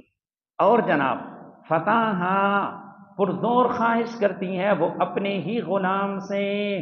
فتاہا مطلب یہ تھا پردیسی غلام ہے، نہ اس کے خاندان کا پتہ ہے، نہ وہ اس کا ہم زبان ہے، نہ ہی وہ کوئی شاہی گھرانے سے تعلق رکھتا ہے۔ کسی برابر کی کسی مرد سے، کسی لڑکے سے کوئی تعلق بنا لیتی تو وہ بھی ایک بات تھی، ایک پردیسی اجنبی غلام کے اوپر یہ فریفتہ ہو گئی اور اس سے تعلق بنانے لگی۔ تراود فتاہا، یہ خواہش کرتی ہیں اپنے نوجوان سے، عن نفسہ، اس کے نفس کے بارے میں۔ یہ نفس کا لفظ لا کر انہوں نے بتا دیا کہ باقاعدہ طور پہ صراحتاً مطالبہ کر رہی ہے، ڈھکے چکے الفاظ میں بھی نہیں، پوشیدہ الفاظ میں بھی نہیں، بلکہ صریح طور پہ یہ لفظ لا رہی ہے جی۔ قد شغفہا حبا، یہ اور طعنہ مارا، دل کی گہرائی میں اس کی محبت کو اس نے جگہ دے دی ہے، بڑی بیوقوف اور پاگل ہے۔ پھر کہتی ہیں انا لنراہا فی ضلال، بے شک ہم البتہ اس کو دیکھتے ہیں ضلال، غلطی میں۔ ایک بات تو یہ ہے کہ اس نے واضح غلطی کی ہے، اور دوسری یہ کہ غلطی بھی ایسی باش گاف کے جو معاشرے میں پھیل چکی ہے، پورے معاشرے میں اس کی بدنامی ہو چکی ہے۔ یہ کتنی بدبخت عورت ہے جی، یہ عورتیں آپس میں باتیں کر رہی تھیں اور انہوں نے یہ طعنے مارے، یہ طعنے کسی طریقے سے زلیخا تک پہنچ گئے۔ اب اس نے ان عورتوں کی دعوت کی دی۔ فلما سمعت بمکریہن، اپنی معذوریت بتانے کے لیے کہ میں بڑی معذور تھی۔ فلما سمعت بمکریہن، جب زلیخا نے سنا ان کے طعن و تشنیع کو، ارسلت الیہن، بلوا بھیجا اس نے ان کو، تاکہ ان کے سامنے اپنا عذر پیش کریں۔ وَأَعْتَدَتْ لَهُنَّ مُتَّكَئًا، اور اس نے تیار کی ان کے لیے اونچی اونچی مسندیں۔ اس دور میں یہ بھی ایک دعوت کے اندر ہوتا تھا کہ جب شاہی گھرانوں کی دعوت ہوتی تو مہمانوں کے لیے اونچی جگہ بنائی جاتی تھی بیٹھنے کے لیے، اونچی اونچی مسندیں اس نے ان سب کے لیے سائڈوں پہ بنائی۔ وَأَعْتَدَتْ لَهُنَّ مُتَّكَئًا، اور تیار کی اس نے ان کے لیے اونچی اونچی مسندیں۔ وَآتَتْ كُلَّ وَاحِدَةٍ مِّنْهُنَّ سِكِّينًا، اور ان میں سے ہر ایک کے ہاتھ میں اس نے ایک چھری دے دی۔ اس نے ان کے سامنے پلیٹیں رکھی، ان میں فروٹ رکھے، ہر ایک کے سامنے الگ الگ، اور ہر ایک کے سامنے الگ الگ چھری بھی رکھی ہوئی تھی۔ ان عورتوں سے کہا آپ پھل کھائیں نا جی، شروع کریں نا جی، بس دعوت اور کسی کے انتظار نہیں ہے، سارے مہمان آ چکے ہیں، بس شروع کریں۔ ادھر انہوں نے وہ پھل اٹھائے، وہ چھری اٹھائی، اس کو کاٹنے لگی۔ اتنے میں اچانک حضرت یوسف علیہ السلام کو اس نے بلا لیا۔ کچھ بھی ہے حضرت تھے تو اس گھر میں نوکر نا، حضرت کو نوکر کے طور پہ لایا ہوا تھا، خرید کے لایا ہوا تھا۔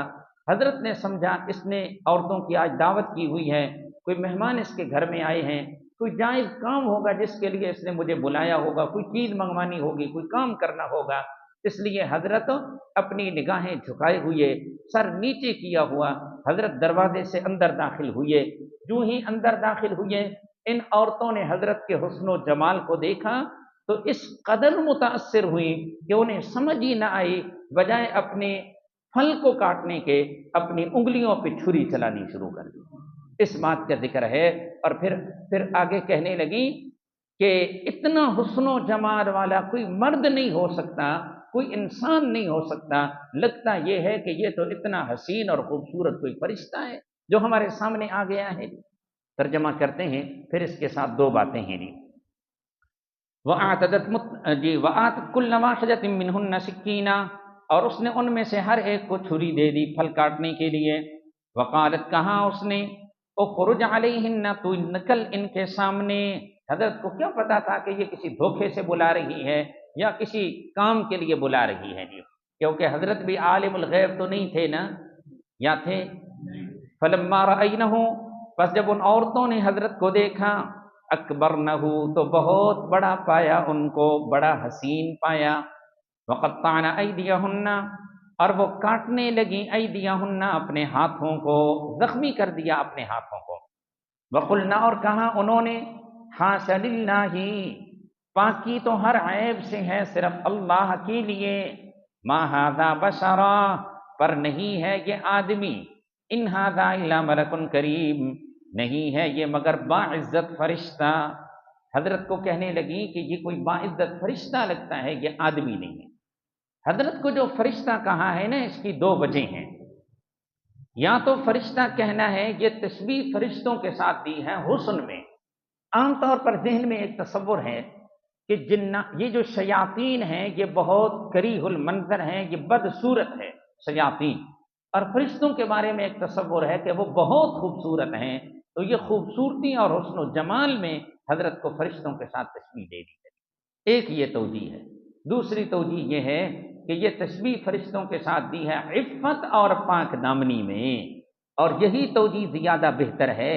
وہ عورتیں کہنے لگیں، ہم ساری شاہی گھرانے کی عورتیں ہیں، زرق برق لباس پہن کے آئی ہیں، زیب و زینت کر کے آئی ہیں، ہمارے چمکتے چہرے، باہر کے لوگ ہمیں دیکھیں تو دیوانہ ہو جاتے ہیں، لیکن یہ جو بندہ ہے جس کو زلیخا نے بلایا، یہ کتنا شرم و حیا کا پتلا ہے، بھرپور جوانی ہے، حسن و جمال اس کا بھی انتہا کو پہنچا ہوا ہے، لیکن اس بندے نے ہماری طرف نظر اٹھا کر بھی نہیں دیکھی، لگتا ہے یہ کوئی بندہ نہیں ہے، اتنا پاک دامن تو اللہ کا فرشتہ ہی ہو۔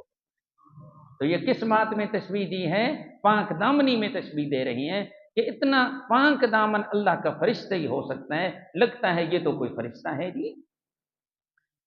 وہ کہنے لگے، وَقُلْنَا حَاشَ لِلَّهِ، باقی تو ہر عیب سے صرف اللہ کے لیے ہے، مَا هَذَا بَشَرًا، یہ آدمی نہیں ہے، إِنْ هَذَا إِلَّا مَلَكٌ کریم، نہیں ہے یہ مگر باعزت فرشتہ۔ اب زلیخا نے جب یہ بات سنی نا تو کہنے لگی، تمہاری حالت تو یہ ہے جو میرے سامنے آئی کہ یہ بندہ جب تمہارے سامنے آیا تو ایک نظر تم برداشت نہ کر سکی، بے ہوش ہو گئی، اپنے پھل کاٹنے کے بجائے اپنی انگلیوں کو کاٹنے لگی، میں بھی تو ہوں کہ اتنے عرصے سے اس کے ساتھ رہ رہی ہوں، یہی وہ بندہ ہے نا جس کی وجہ سے تم مجھے ملامت کرنے لگی ہو۔ زلیخا کو اب بات کرنے کا موقع مل گیا۔ اب اگلی آیت میں زلیخا کی بات ذکر کی جا رہی ہے۔ ام المومنین سیدہ عائشہ رضی اللہ تعالی عنہا نے ایک موقع پر جب حسن یوسف کا تذکرہ ان کے سامنے ہوا نا کہ حضرت یوسف علیہ السلام بڑے حسین تھے اور اس میں شک بھی کوئی نہیں، نبی پاک صلی اللہ علیہ وسلم نے حدیث میں فرمایا معراج کی رات میں نے حضرت یوسف علیہ السلام کو دیکھا ہے، اللہ تعالیٰ نے دنیا کا آدھا حسن حضرت یوسف علیہ السلام کو عطا فرمایا۔ جی یعنی یوں سمجھیں حسن کے دو حصے کیے، ایک آدھا حصہ اللہ نے پوری دنیا میں تقسیم کیا جس میں انسان بھی، یہ چرند پرند بھی اور باقی چیزیں بھی جتنی ہمیں خوبصورت نظر آتی ہیں، وہ آدھا حسن اللہ نے سب پہ تھوڑا تھوڑا کر کے تقسیم کیا اور پورا آدھا حسن اٹھا کے ایک یوسف پہ ڈال دیا علیہ السلام۔ وہ کتنے خوبصورت ہوں گے جی۔ ام المومنین سیدہ عائشہ رضی اللہ عنہا کے سامنے جب اس بات کا ذکر ہوا نا کہ ان عورتوں نے حضرت یوسف کو دیکھا تو اپنی انگلیوں کو کاٹنا شروع کر دیا، حضرت امی جی فرمانے لگی ہمارے حضرت صلی اللہ علیہ وسلم کو اللہ تعالیٰ نے حضرت یوسف علیہ السلام سے بھی بہت زیادہ حسن دیا تھا، اور پھر کہنے لگی لواحی زلیخا لو رأین جبینہ لأثرن بقطع القلوب علی الایدی، اور ایک جگہ پہ لوامی زلیخا، زلیخا کی سہیلیاں، زلیخا کو ملامت کرنے والیاں اگر رسول اللہ صلی اللہ علیہ وسلم کی جبین کو دیکھ لیتی، پورا چہرہ بھی نہیں کہا، پیشانی بھی نہیں کہا، پیشانی کو جبہتن کہتے ہیں، اور ہر جبہہ کی دو جبین ہے، للجبہت جبینتان، ایک پیشانی کی یہ جبین کن پٹی کو کہتی ہیں۔ حضرت امی جی فرماتی ہیں زلیخا کی سہیلیاں اگر امام الانبیاء صلی اللہ علیہ وسلم کی صرف ایک طرف کی معمولی سی کن پٹی دیکھ لیتی تو اللہ کی قسم وہ اپنی انگلیوں کو کاٹنے کے بجائے اپنے دلوں کو کاٹنا شروع کر دیا۔ اللہ نے نبی علیہ السلام کو اتنا حسن دیا تھا، اور کبھی کبھی کہا کرتی تھی لنا شمس وللآفاق شمس وشمسی خیر من شمس السماء وشمس الناس تطلع بعد الفجر وشمسی تطلع بعد العشاء۔ فرماتی ہیں لنا شمس وللآفاق شمس، ایک ہمارے حجرے کا سورج ہے، ایک کائنات کا سورج ہے جس نے ساری دنیا کو روشن کیا ہوا ہے، لنا شمس وللآفاق شمس وشمسی خیر من شمس السماء، اللہ کی قسم میرے حجرے کا سورج اس کائنات والے سورج سے کروڑہا درجے بہتر ہے۔ پھر کہتی ہیں شمس الناس تطلع بعد الفجر وشمسی تطلع بعد العشاء، یہ آسمان والا سورج، یہ کائنات کو روشن کرنے والا سورج، یہ فجر کے بعد طلوع ہوتا ہے، لیکن شام کو یہ روشنی اس کی ختم ہو چکی ہوتی ہے، یہ غروب ہو چکا ہوتا ہے، لیکن جو میرے حجرے کا سورج ہے وہ دن کو تو طلوع رہتا ہی رہتا ہے، رات کو اس کی جگمگاہٹ اور چمک دن سے بھی زیادہ ہوتی ہے۔ وشمسی تطلع بعد العشاء، تو حضرت صلی اللہ علیہ وسلم کو اللہ نے جو کمالات اور جو خوبیاں عطا فرمائیں وہ سب انبیاء علیہ السلام سے زیادہ ہیں۔ تنہا اللہ نے مختلف زمانوں میں انبیاء علیہ السلام کو جو خوبیاں عطا فرمائیں وہ تمام کمالات اور تمام خوبیاں جمع کر کے اللہ نے ایک شخصیت بنا دی جن کا نام نامی اس میں گرامی ہے حضرت محمد صلی اللہ علیہ وسلم۔ آگے چلتے ہیں جی۔ زلیخا کہنے لگی، قالت کہا زلیخا نے فذالکن الذی لمتننی فیہ، فذالکن پس یہ، الذی وہ بندہ ہے، لمتننی فیہ کہ تانا دیا ہے تم نے مجھے اس کی وجہ سے، وَلَقَدْ رَاوَدتُّهُ عَن نَفْسِهِ، اور البتہ تحقیق میں نے پھسلا دیا تھا اس کو اس کی ذات کے بارے میں، کوئی شک نہیں میں پیچھے لگی اس کے، لیکن فَاسْتَعْصَمَ، پس وہ بچ گیا۔ یہ زلیخا کی جانب سے حضرت یوسف علیہ السلام کی پاک دامنی کا اعلان ہے۔ اور پھر کہنے لگی وَلَئِن لَّمْ يَفْعَلْ مَا آمُرُهُ، اگر یہ نہیں کرے گا وہ کام جس کا میں اسے حکم دیتی ہوں، لَيُسْجَنَنَّ، البتہ ضرور اس کو جیل میں ڈالا جائے گا، وَلَيَكُونَنَّ مِنَ الصَّاغِرِينَ، البتہ ضرور ہوگا یہ ذلیل ہونے والے لوگوں میں سے، جرائم پیشہ لوگوں کے ساتھ جیل میں رہے گا، ذلت اٹھائے گا، روکھی سوکھی کھائے گا، تکلیف اٹھائے گا، یہ خود بخود میرے قدموں میں آئے گا۔ زلیخا کا ذہن یہ تھا اس کو جیل میں بھیجیں گے، وہاں جرائم پیشہ لوگوں کے ساتھ رہے گا، ذلیل و رسوا ہوگا نا، یہ خود بخود میرے قدموں میں آئے گا۔ لیکن اسے نہیں پتا تھا یہ اللہ کے پیغمبر ہیں، جان کی بازی لگا جائیں گے لیکن گناہ کی طرف مائل نہیں۔ یہ اللہ کے پیغمبر تھے۔ حضرت یوسف علیہ السلام کے سامنے اب دو راستے تھے، ایک جانب جیل ہے جو مصیبت ہے، دوسری جانب زلیخا کی دعوت ہے جو معصیت اور گناہ ہے۔ اب دو چیزوں کا آپس میں تقابل آ گیا، ایک جانب مصیبت ہے جیل والی، زلیخا کی بات نہ مانوں تو جیل میں جانا پڑے گا، اور دوسری جانب زلیخا کی بات مان لوں تو گناہ اور معصیت میں مبتلا ہو جاؤں گا، میرا رب مجھ سے ناراض ہو جائے گا۔ حضرت نے دونوں میں فوراً فیصلہ فرمایا، معصیت نہیں کر سکتا، مصیبت مجھے منظور ہے۔ اور یہی انبیاء کا طریقہ ہے کہ جب کبھی معصیت اور مصیبت کا تقابل آ جائے تو اس موقع پر مصیبت کو اختیار نہیں کرنا، معصیت کو اختیار نہیں کرنا، بلکہ مصیبت کو ترجیح دینی ہے۔ اس لیے حضرت یوسف علیہ السلام اب ایک دعا مانگتے ہیں۔ دیکھیے، قال، حضرت نے فرمایا، رب السجن احب الی، اے میرے رب، السجن احب الی، جیل مجھے پسند ہے، مما یدعوننی الیہ، اس بات سے جس کی طرف وہ مجھے بلا رہی ہیں، وہ عورتیں مجھے بلا رہی ہیں۔ حضرت نے جمع کا لفظ بولا، یدعونا، یدعونا، یہ اس بات کی طرف اشارہ ہے کہ یہ جو باقی عورتیں تھیں انہوں نے بھی زلیخا کی طرح حضرت یوسف علیہ السلام کو برائی کی دعوت دی، ہر ایک اپنی طرف مائل کرنے لگی، یوسف میری طرف آ جا، میری بات مان۔ یا یہ ہے کہ زلیخا نے ان کو اپنا نمائندہ بنایا تھا کہ تم میری بات کرو یوسف سے، اس لیے یہ ساری برائی کی دعوت دینے والی تھی۔ حضرت نے ان سب کا ذکر کر دیا، اللہ جس چیز کی یہ مجھے دعوت دے رہی ہیں اس کے مقابلے میں مجھے جیل پسند ہے۔ وَإِلَّا تَصْرِفْ عَنِّي، اور اگر آپ نے مجھ سے نہ پھیرا، کیدہن، ان کے مکر کو، اصب الیہن، میں ان کی طرف مائل ہو جاؤں گا، وَأَكُن مِّنَ الْجَاهِلِينَ، اور میں ہو جاؤں گا نادانوں میں سے۔ اللہ اکبر۔ دو باتیں ہیں، پہلی بات تو یہ ہے کہ پیغمبر یوسف علیہ السلام دعا مانگ رہے ہیں۔ کس سے دعا مانگ رہے ہیں؟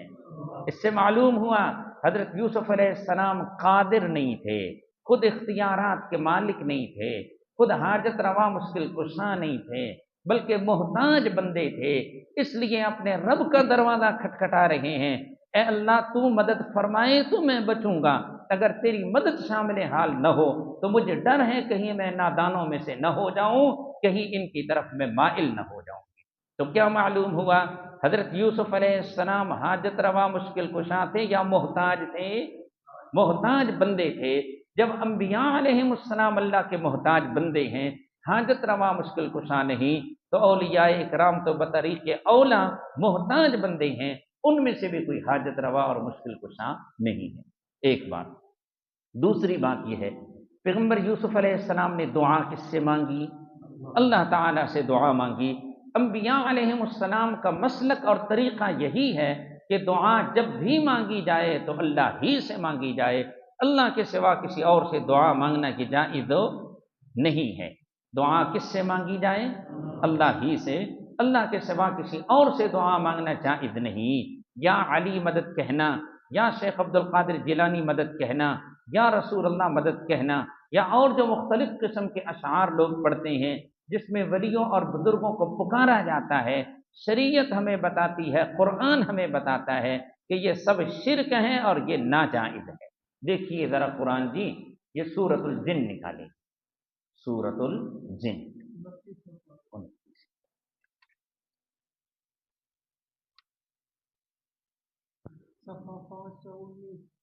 جی 520 اگلا صفحہ نکالیں، آیت نمبر 18 نکالیں۔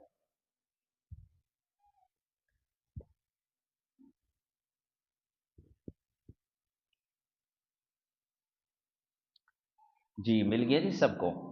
جی اس میں آیت نمبر 18 دیکھیں، وَأَنَّ الْمَسَاجِدَ لِلَّهِ، اور بے شک مسجدیں اللہ کی ہیں۔ یہ مسجدیں کس کا گھر ہے؟ اللہ کا گھر ہے، ایک مطلب اس کا یہ ہے، اور بے شک مسجدیں اللہ کی ہیں۔ تو مسجدیں جب اللہ کی ہیں تو پھر رکوع بھی اللہ کا، پھر سجدہ بھی اللہ کا، پھر دعا بھی اللہ سے، دعا بھی اللہ سے۔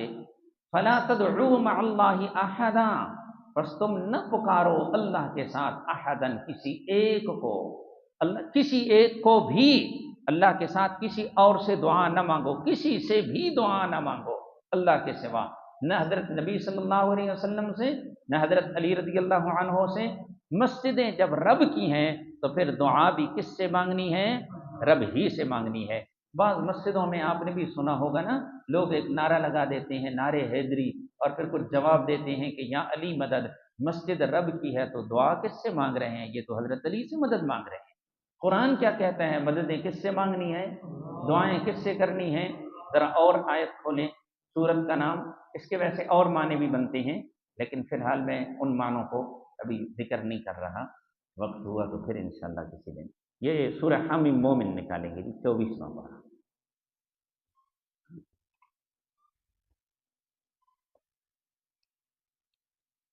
جی اس میں آیت نمبر 15 دیکھیں گے، 14، آیت نمبر 14 دیکھیں گے جی، صفحہ نمبر 400۔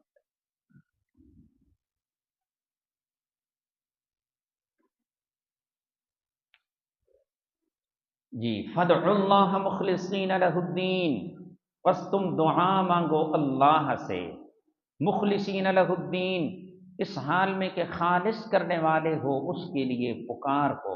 دعا رب سے مانگو اور خالص مانگو۔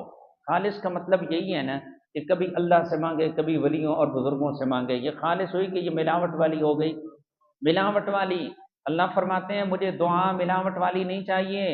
فَادْعُوا اللَّهَ، دعا اللہ سے مانگو اس حال میں کہ خالص کرنے والے ہو اس کے لیے پکار کو۔ وَلَوْ كَرِهَ الْكَافِرُونَ، اگرچہ کافر اور مشرک لوگ اس بات کو ناپسند سمجھیں، لیکن تم نے میرا حکم مانتے ہوئے دعا صرف مجھ ہی سے مانگی ہے۔ پھر اللہ نے مثال دے کے بھی سمجھایا، 14ویں پارے میں اور 18ویں پارے میں اللہ نے مثال دے کے سمجھایا، اے انسان تیرے گھر میں جانور بندھا ہوا ہے، اس جانور سے یہ چیز تو سمجھ لے کہ وہ چارہ کھاتا ہے، چارہ اس کے معدے میں جاتا ہے، پھر معدے میں وہ چارہ جب معدہ کام کرتا ہے 2 حصوں میں تقسیم ہوتا ہے، اس میں ایک فضلہ ہے جو معدے میں رہ جاتا ہے، جو کارآمد اجزاء ہوتے ہیں وہ جگر کی طرف چلے جاتے ہیں، پھر جگر اس میں کام کرتا ہے، پھر وہ جو کارآمد اجزاء ہیں اس میں پھر 2 حصے ہوتے ہیں، ایک حصہ خون کا بنتا ہے جسے دل اپنی طرف کھینچ لیتا ہے، اور دوسرا حصہ دودھ کا بنتا ہے جو تھنوں کی طرف بھیج دیا جاتا ہے۔ لیکن میرے رب کی قدرت دیکھیں، اللہ تعالیٰ نے اندر کوئی ایسی اعلیٰ قسم کی چھننی فٹ کر دی ہے کہ یہ جو دودھ آ رہا ہے یہ 2 گندگیوں سے جدا ہو کے آیا۔ جب معدے میں تھا یہ گوبر سے جدا ہوا، جب یہ جگر میں پہنچا یہ خون سے جدا ہوا، لیکن جب ہمارے برتن میں آیا اس میں گوبر کی ملاوٹ بھی نہیں، خون کی ملاوٹ بھی نہیں، نہ ان کی رنگت ہے نہ ان کا ذائقہ ہے۔ اللہ فرما رہے ہیں اے بندے، جس طرح میں نے تیرے برتن میں دودھ خالص ڈالا ہے اس میں گوبر اور خون کی ملاوٹ نہیں ہونے دی، مجھے دعا اور پکار اور عبادت بھی ایسی ہی خالص چاہیے، اس میں شرک کی ذرہ بھر ملاوٹ نہیں ہونے دے۔ یہ ہے خالص اللہ سے دعا مانگنا۔ اسی طرح 1-2 برس آگے چلیں گے جی، اسی 24ویں پارے میں ہی آیت نمبر 60 نکالیں گے، آیت نمبر 60۔ اللہ اکبر۔ جی یہ صفحہ نمبر 427، آیت نمبر 60۔ جی اللہ تعالیٰ فرماتے ہیں وقال ربکم، اور تمہارے رب نے کہا ہے، تمہیں پالنے والے نے کہا ہے، تمہارے حاجت روا مشکل کشا نے تمہیں کہا ہے، وہ ذات جو روز تمہیں کھلاتی ہے، تمہیں پلاتی ہے، تمہیں پہناتی ہے، جس کی ساری نعمتیں ہر روز استعمال کرتے ہیں نا، اس رب نے تمہیں کہا ہے، کیا کہا ہے؟ ادعونی، دعا مجھ ہی سے مانگو، استجب لکم، میں آپ پہنچتا ہوں، استجب لکم، میں آپ پہنچتا ہوں، میں خود اسے قبول کرتا ہوں۔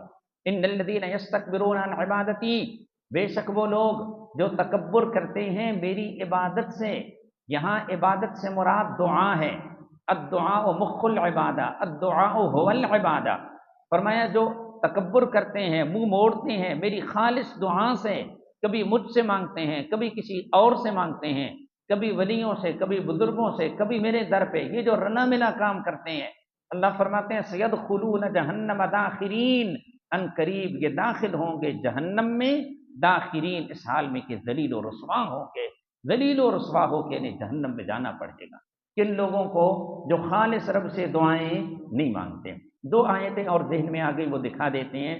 اللہ تعالیٰ کو چھوڑ کے کسی اور سے دعا مانگنا یہ جہنم میں جانے کا سبب ہے، اور رب ہی سے دعا مانگنا یہ جنت میں جانے کا سبب ہے۔ اس کے لیے دو صورتیں دیکھتے ہیں۔ سورۃ الشعراء کا آخر نکالے، سورۃ الشعراء 19واں پارہ ہے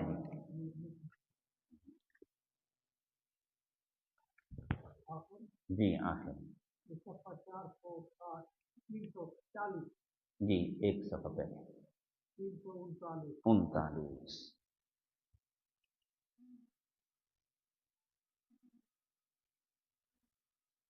صفحہ 339 دیکھیے جی، اس میں آیت نمبر ہے جی 213، اور نیچے سے چوتھی سطر ہوگی 213۔ فلا تدع مع اللہ الہا آخر، پس تو نہ پکار اللہ کے ساتھ کسی اور معبود کو، اللہ کے ساتھ کسی اور معبود کو نہ پکار، کسی اور سے دعا نہ مانگ، ورنہ کیا ہوگا؟ فتکون من المعذبین۔ قرآن یہ نہیں کہہ رہا کہ پھر تو عاشق بن جائے گا، قرآن یہ نہیں کہہ رہا کہ پھر تو اولیاء اللہ سے محبت کرنے والا بن جائے گا یا اللہ کا مقرب بندہ بن جائے گا، نہیں، قرآن کہہ رہا ہے اللہ کے ساتھ کسی اور الہ کو نہ پکار کبھی بھی، ورنہ تو ہو جائے گا من المعذبین، عذاب والے لوگوں میں سے، بچ نہیں سکے گا، پھر تجھے عذاب ہوگا۔ دیکھیے اس آیت میں یہ فرمایا کہ نہیں، حضرت علی کو تو پکار لو، ان کی تو اجازت ہے، یا کسی اور بزرگ کو یا ولی کو پکار لو، اس کی اجازت ہے، نہ، سب کے بارے میں ایک ہی بات کہی گئی، اللہ کے ساتھ کسی اور کو بھی الہ سمجھ کے کبھی نہ پکارے، ورنہ عذاب ہوگا، قیامت کے دن پکڑ ہوگی، پھر رب کے عذاب سے کوئی چھڑانے والا نہیں ہوگا۔ تو اس سے کیا معلوم ہوا؟ اللہ کے سوا کسی اور سے دعا مانگنا یہ عذاب کا سبب ہے اور جہنم میں جانے کا سبب ہے۔ اب دوسری آیت دیکھتے ہیں، سورہ طور نکالیں کہ رب ہی سے دعا مانگنا یہ جنت میں جانے کا ذریعہ ہے جی سورۃ طور 27واں پارہ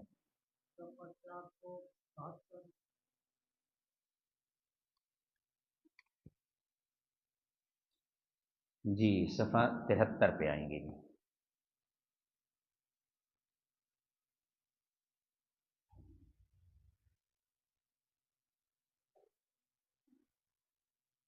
جی، اس میں آیت نمبر 26 دیکھیں گے، آیت نمبر 26، 27 اور 28۔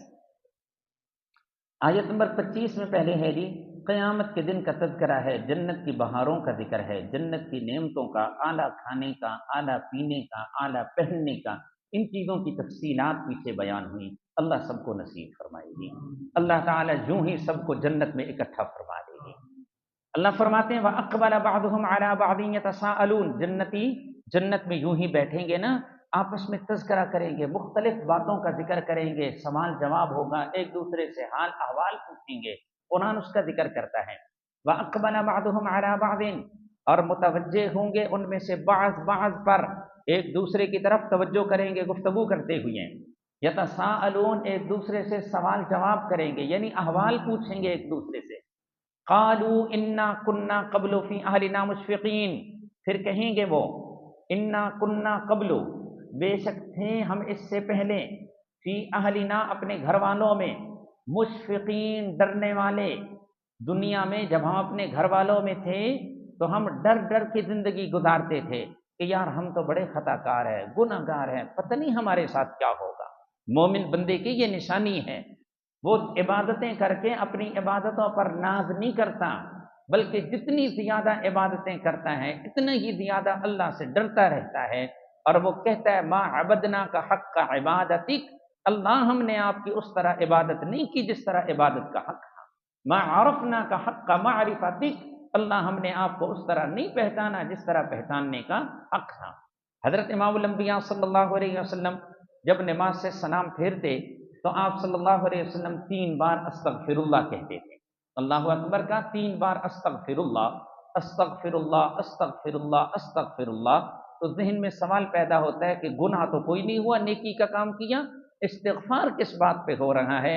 استغفار کا مطلب یہی ہے، مولا جس طرح آپ کی عبادت کرنی چاہیے تھی وہ حق ہم سے ادا نہیں ہوا، جس طرح خشوع خضوع، حالانکہ نبی صلی اللہ علیہ وسلم خشوع خضوع میں اور عبادت میں سب سے آگے تھے، یہ امت کے لیے اصل میں تعلیم ہے، یہ اس لیے استغفر اللہ پڑھا جاتا ہے۔ تو یہ جنتی قیامت کے دن کہیں گے ہم دنیا میں ڈرتے رہتے تھے، ہم بڑے گنہگار ہیں، پتہ نہیں ہمارے ساتھ کیا بنے گا، لیکن فمن اللہ علینا، آج اللہ نے ہماری اوپر احسان فرما دیا، ووقانا عذاب السموم، اور جہنم کے عذاب سے ہمیں اللہ نے بچایا۔ پھر کہیں گے ہماری اور تو کوئی اتنی بڑی نیکی نہیں تھی جس کی وجہ سے آج رب نے اتنی بڑی کرم نوازی ہمارے اوپر فرمائی۔ ہاں ایک بات تھی کہ دنیا میں جب کبھی ہم دعا مانگتے تھے تو رب ہی سے دعا مانگتے تھے، ہم نے اللہ کے سوا کسی اور سے دعا نہیں مانگی، شاید یہی ہماری ادا ہمارے رب کو پسند آ گئی ہے، اور آج اللہ نے ہمیں جنت اور بہشت عطا فرمائی ہے۔ انا کننا من قبل ندعوہ، یہ وہ بات آ گئی، بے شک تھے ہم اس سے پہلے رب ہی سے دعائیں مانگتے ہیں۔ انہ هو البر الرحیم، بے شک وہ بہت اچھا سلوک کرنے والا، الرحیم بہت مہربان ہے۔ تو اس سے کیا معلوم ہوا جی؟ رب ہی سے دعا مانگنا یہ کس میں جانے کا ذریعہ ہے؟ جنت میں جانے کا، اور اللہ کے سوا کسی اور سے دعا مانگنا یہ کس کا ذریعہ ہے؟ جہنم میں جانے کا ذریعہ ہے جی۔ اس لیے حضرت یوسف علیہ السلام نے بھی دعا کس سے مانگی؟ اللہ ہی سے دعا مانگی۔ یہی طریقہ ہے حضرات انبیاء علیہ السلام کا۔ دو آیتیں آگے رہتی ہیں، رکو پورا کرتے ہیں۔ حضرت یوسف علیہ السلام نے جو دعا مانگی، اللہ مجھے ان عورتوں کی دعوت کے مقابلے میں جیل بہت پسند ہے، اللہ تعالیٰ نے حضرت یوسف علیہ السلام کی دعا کو قبول فرمایا۔ فاستجاب له ربہ، قبول کر لی ان کی دعا ان کے رب نے۔ فصرف عنہ کیدہن، اللہ نے ان سے پھیر دیا ان عورتوں کے مکر و فریب کو۔ انہ هو السمیع العلیم، بے شک وہی ہے السمیع، سب کی دعاؤں کو سننے والا، العلیم، سب کی دل کی نیتوں کو جاننے والا۔ دور و نزدیک سے سننے والا کون ہے؟ اکیلا اللہ۔ سب کی دل کی نیتوں کو جاننے والا کون ہے؟ اکیلا اللہ۔ پہلے پارے میں ہے نا، پیغمبر حضرت ابراہیم خلیل اللہ اور حضرت اسماعیل ذبیح اللہ علیہ السلام نے بیت اللہ کی تعمیر کی تو دعا مانگی، ربنا تقبل منا، اللہ ہماری اس عبادت کو قبول فرما، اسے توحید پرستوں کا مرکز بنا، جس مقصد کے لیے ہم بنا رہے ہیں اللہ اس مقصد میں ہمیں کامیاب فرما۔ آگے کیا بولا؟ ربنا تقبل منا انک انت السمیع العلیم، مولا یہ درخواست قبولیت کی ہم تیرے سامنے ہی کر رہے ہیں، اس لیے کہ دعاؤں کو سننے والا بھی تو ہی ہے اور دل کے خلوص کو جاننے والا بھی تو ہی ہے۔ اللہ فرماتے ہیں ہم نے ان کی اور یوسف علیہ السلام کی دعا قبول فرمائی اور عورتوں کے مکر کو ہٹا دیا، اس لیے کہ سب کچھ سننے جاننے والے صرف اللہ ہیں۔ آگے فرمایا ثم بدا لهم من بعد ما رأوا الآیات، عزیز مصر اور اس کے متعلقین نے دیکھا کہ ادھر ادھر ہماری بدنامی بہت ہو گئی ہے زلیخا کے حوالے سے، اس لیے انہوں نے آخر کار فیصلہ یہی کیا کہ حضرت یوسف علیہ السلام کو جیل میں ڈال دیں۔ اللہ فرماتے ہیں حالانکہ پیغمبر یوسف کی پاک دامنی کے کئی سارے نشانات ان کے سامنے آ چکے تھے، اور یہاں قرآن نے کئی سارے نشانات ذکر کیے۔ ایک تو یہ بات ذکر کی کہ حضرت یوسف کہہ رہے تھے معاذ اللہ، اللہ کی پناہ، حضرت یوسف علیہ السلام گناہ سے بچے ہیں۔ دوسرے نمبر پہ حضرت یوسف علیہ السلام دروازے کی طرف دوڑے۔ تیسرے نمبر پہ پشت کی جانب سے زلیخا نے ان کی قمیض کو پھاڑا، اور اس گواہ نے گواہی دی، شاہد نے جو فیصلہ سنایا اس سے بھی معلوم ہوا کہ حضرت یوسف پاک دامن ہے۔ عزیز مصر نے جو فیصلہ کیا اس سے بھی معلوم ہوا حضرت یوسف پاک دامن ہے۔ زلیخا نے عورتوں کے سامنے خود کہا تھا میں نے پوری کوشش کی لیکن فاستعصم، یوسف صدیق بچ گیا ہے، اور حضرت یوسف علیہ السلام کی یہ دعا بھی بتا رہی ہے حضرت پاک دامن تھے، اس لیے چاہ رہے تھے کہ اللہ مجھے معصیت اور گناہ سے بچانا، مصیبت مجھے منظور ہے۔ اتنی علامات دیکھنے کے بعد بھی انہوں نے ظلم کرتے ہوئے فیصلہ کیا کہ حضرت یوسف کو جیل میں ڈال دیا۔ اللہ اس بات کا ذکر فرماتے ہیں ثم بدا لهم، پھر یہی مصلحت سمجھ آئی ان کو، ان کی رائے یہی بنی، من بعد ما رأوا الآیات، بعد اس کے کہ انہوں نے حضرت یوسف علیہ السلام کی پاک دامنی کی کئی نشانیاں دیکھ لی، کیا رائے بنی؟ لَيَسْجُنُنَّهُ حَتَّىٰ حِينٍ، کہ البتہ ضرور اس کو قید میں رکھیں گے ایک مدت تک۔ حضرت کو جو جیل میں بھیجا تو عزیز مصر کا ذہن یہ تھا، لوگوں کے ذہنوں میں تاکہ یہ بات آئے کہ میری بیوی کا قصور نہیں ہے، قصور یوسف ہے، عزیز مصر کا ذہن یہ تھا۔ اور زلیخا کا ذہن کیا تھا جیل میں بھیجنے کا؟ یہ پیچھے ابھی پڑھ چکے ہیں۔ اس کا ذہن یہ تھا جیل میں جائے گا، روکی سوکی کھائے گا، دھکے کھائے گا، یہاں شاہانہ زندگی ہے، وہاں ذلیل ہوگا تو خود بخود میرے قدموں میں آئے گا۔ زلیخا کا ذہن یہ تھا۔ حضرت مولانا ابو الکلام آزاد نور اللہ مرقدہ فرمایا کرتے تھے، باقی لوگ جیل میں جاتے ہیں گناہ کرنے کی وجہ سے، لیکن پیغمبر یوسف علیہ السلام کو جیل میں ڈالا گیا گناہ نہ کرنے کی، بالکل معاملہ الٹ ہو گیا۔ باقی لوگ جرائم کرتے ہیں، کسی نے چوری کی، کسی نے ڈاکہ ڈالا، کسی نے قتل کیا، کسی نے کوئی اور گناہ کیا، اس کی وجہ سے جیل میں انہیں ڈالا جاتا ہے، لیکن حضرت یوسف کا تو کوئی قصور نہیں تھا، انہیں تو صرف اس وجہ سے ڈالا گیا کہ اس بندے نے گناہ کیا کیوں نہیں، یہ جو بار بار اسے کہا جا رہا تھا یہ مان لیتا، پھر اس کو جیل کے اندر نہ ڈالا جاتا۔ بہرحال حضرت یوسف علیہ السلام اب جیل میں جا پہنچے۔ زلیخا نے سمجھا تھا جیل میں ذلیل و رسوا ہوگا، لیکن جب پیغمبر جیل میں پہنچے، حضرت یوسف علیہ السلام کے کمالات اور ان کی خوبیوں سے، ان کے اخلاق سے اور ان کی اعلیٰ اوصاف سے جیل کا پورا عملہ اتنا متاثر ہوا کہ جیل کا جو افسر تھا وہ حضرت کو کہنے لگا، حضرت میں آپ کو جیل سے باہر تو نہیں نکال سکتا، لیکن اندر آپ کو اجازت ہے، یہ جتنے کمرے ہیں جس میں آپ چاہیں رہیں، جہاں چاہیں آئیں جائیں، میری طرف سے کسی قسم کی کوئی رکاوٹ نہیں۔ اب جیل کے اندر جا کے مزید پھر حضرت کے ساتھ کیا واقعات پیش آئے، ان کی تفصیل اگلی آیات میں آ رہی ہے، انشاءاللہ کل کے درس میں ہوگی۔ سبحانک اللہم و بحمدک، اشہد ان لا الہ الا انت، استغفرک و اتوب الیک۔ اللہم رحمتک نرجو فلا تکلنا الی انفسنا، اللہم وفقنا لما تحب، اللہم ارحمنا بالقرآن العظیم، اللہم ارحمنا، ربنا تقبل منا انک انت السمیع العلیم وتب علینا، صلی اللہ تعالی علیہ وسلم برحمتک۔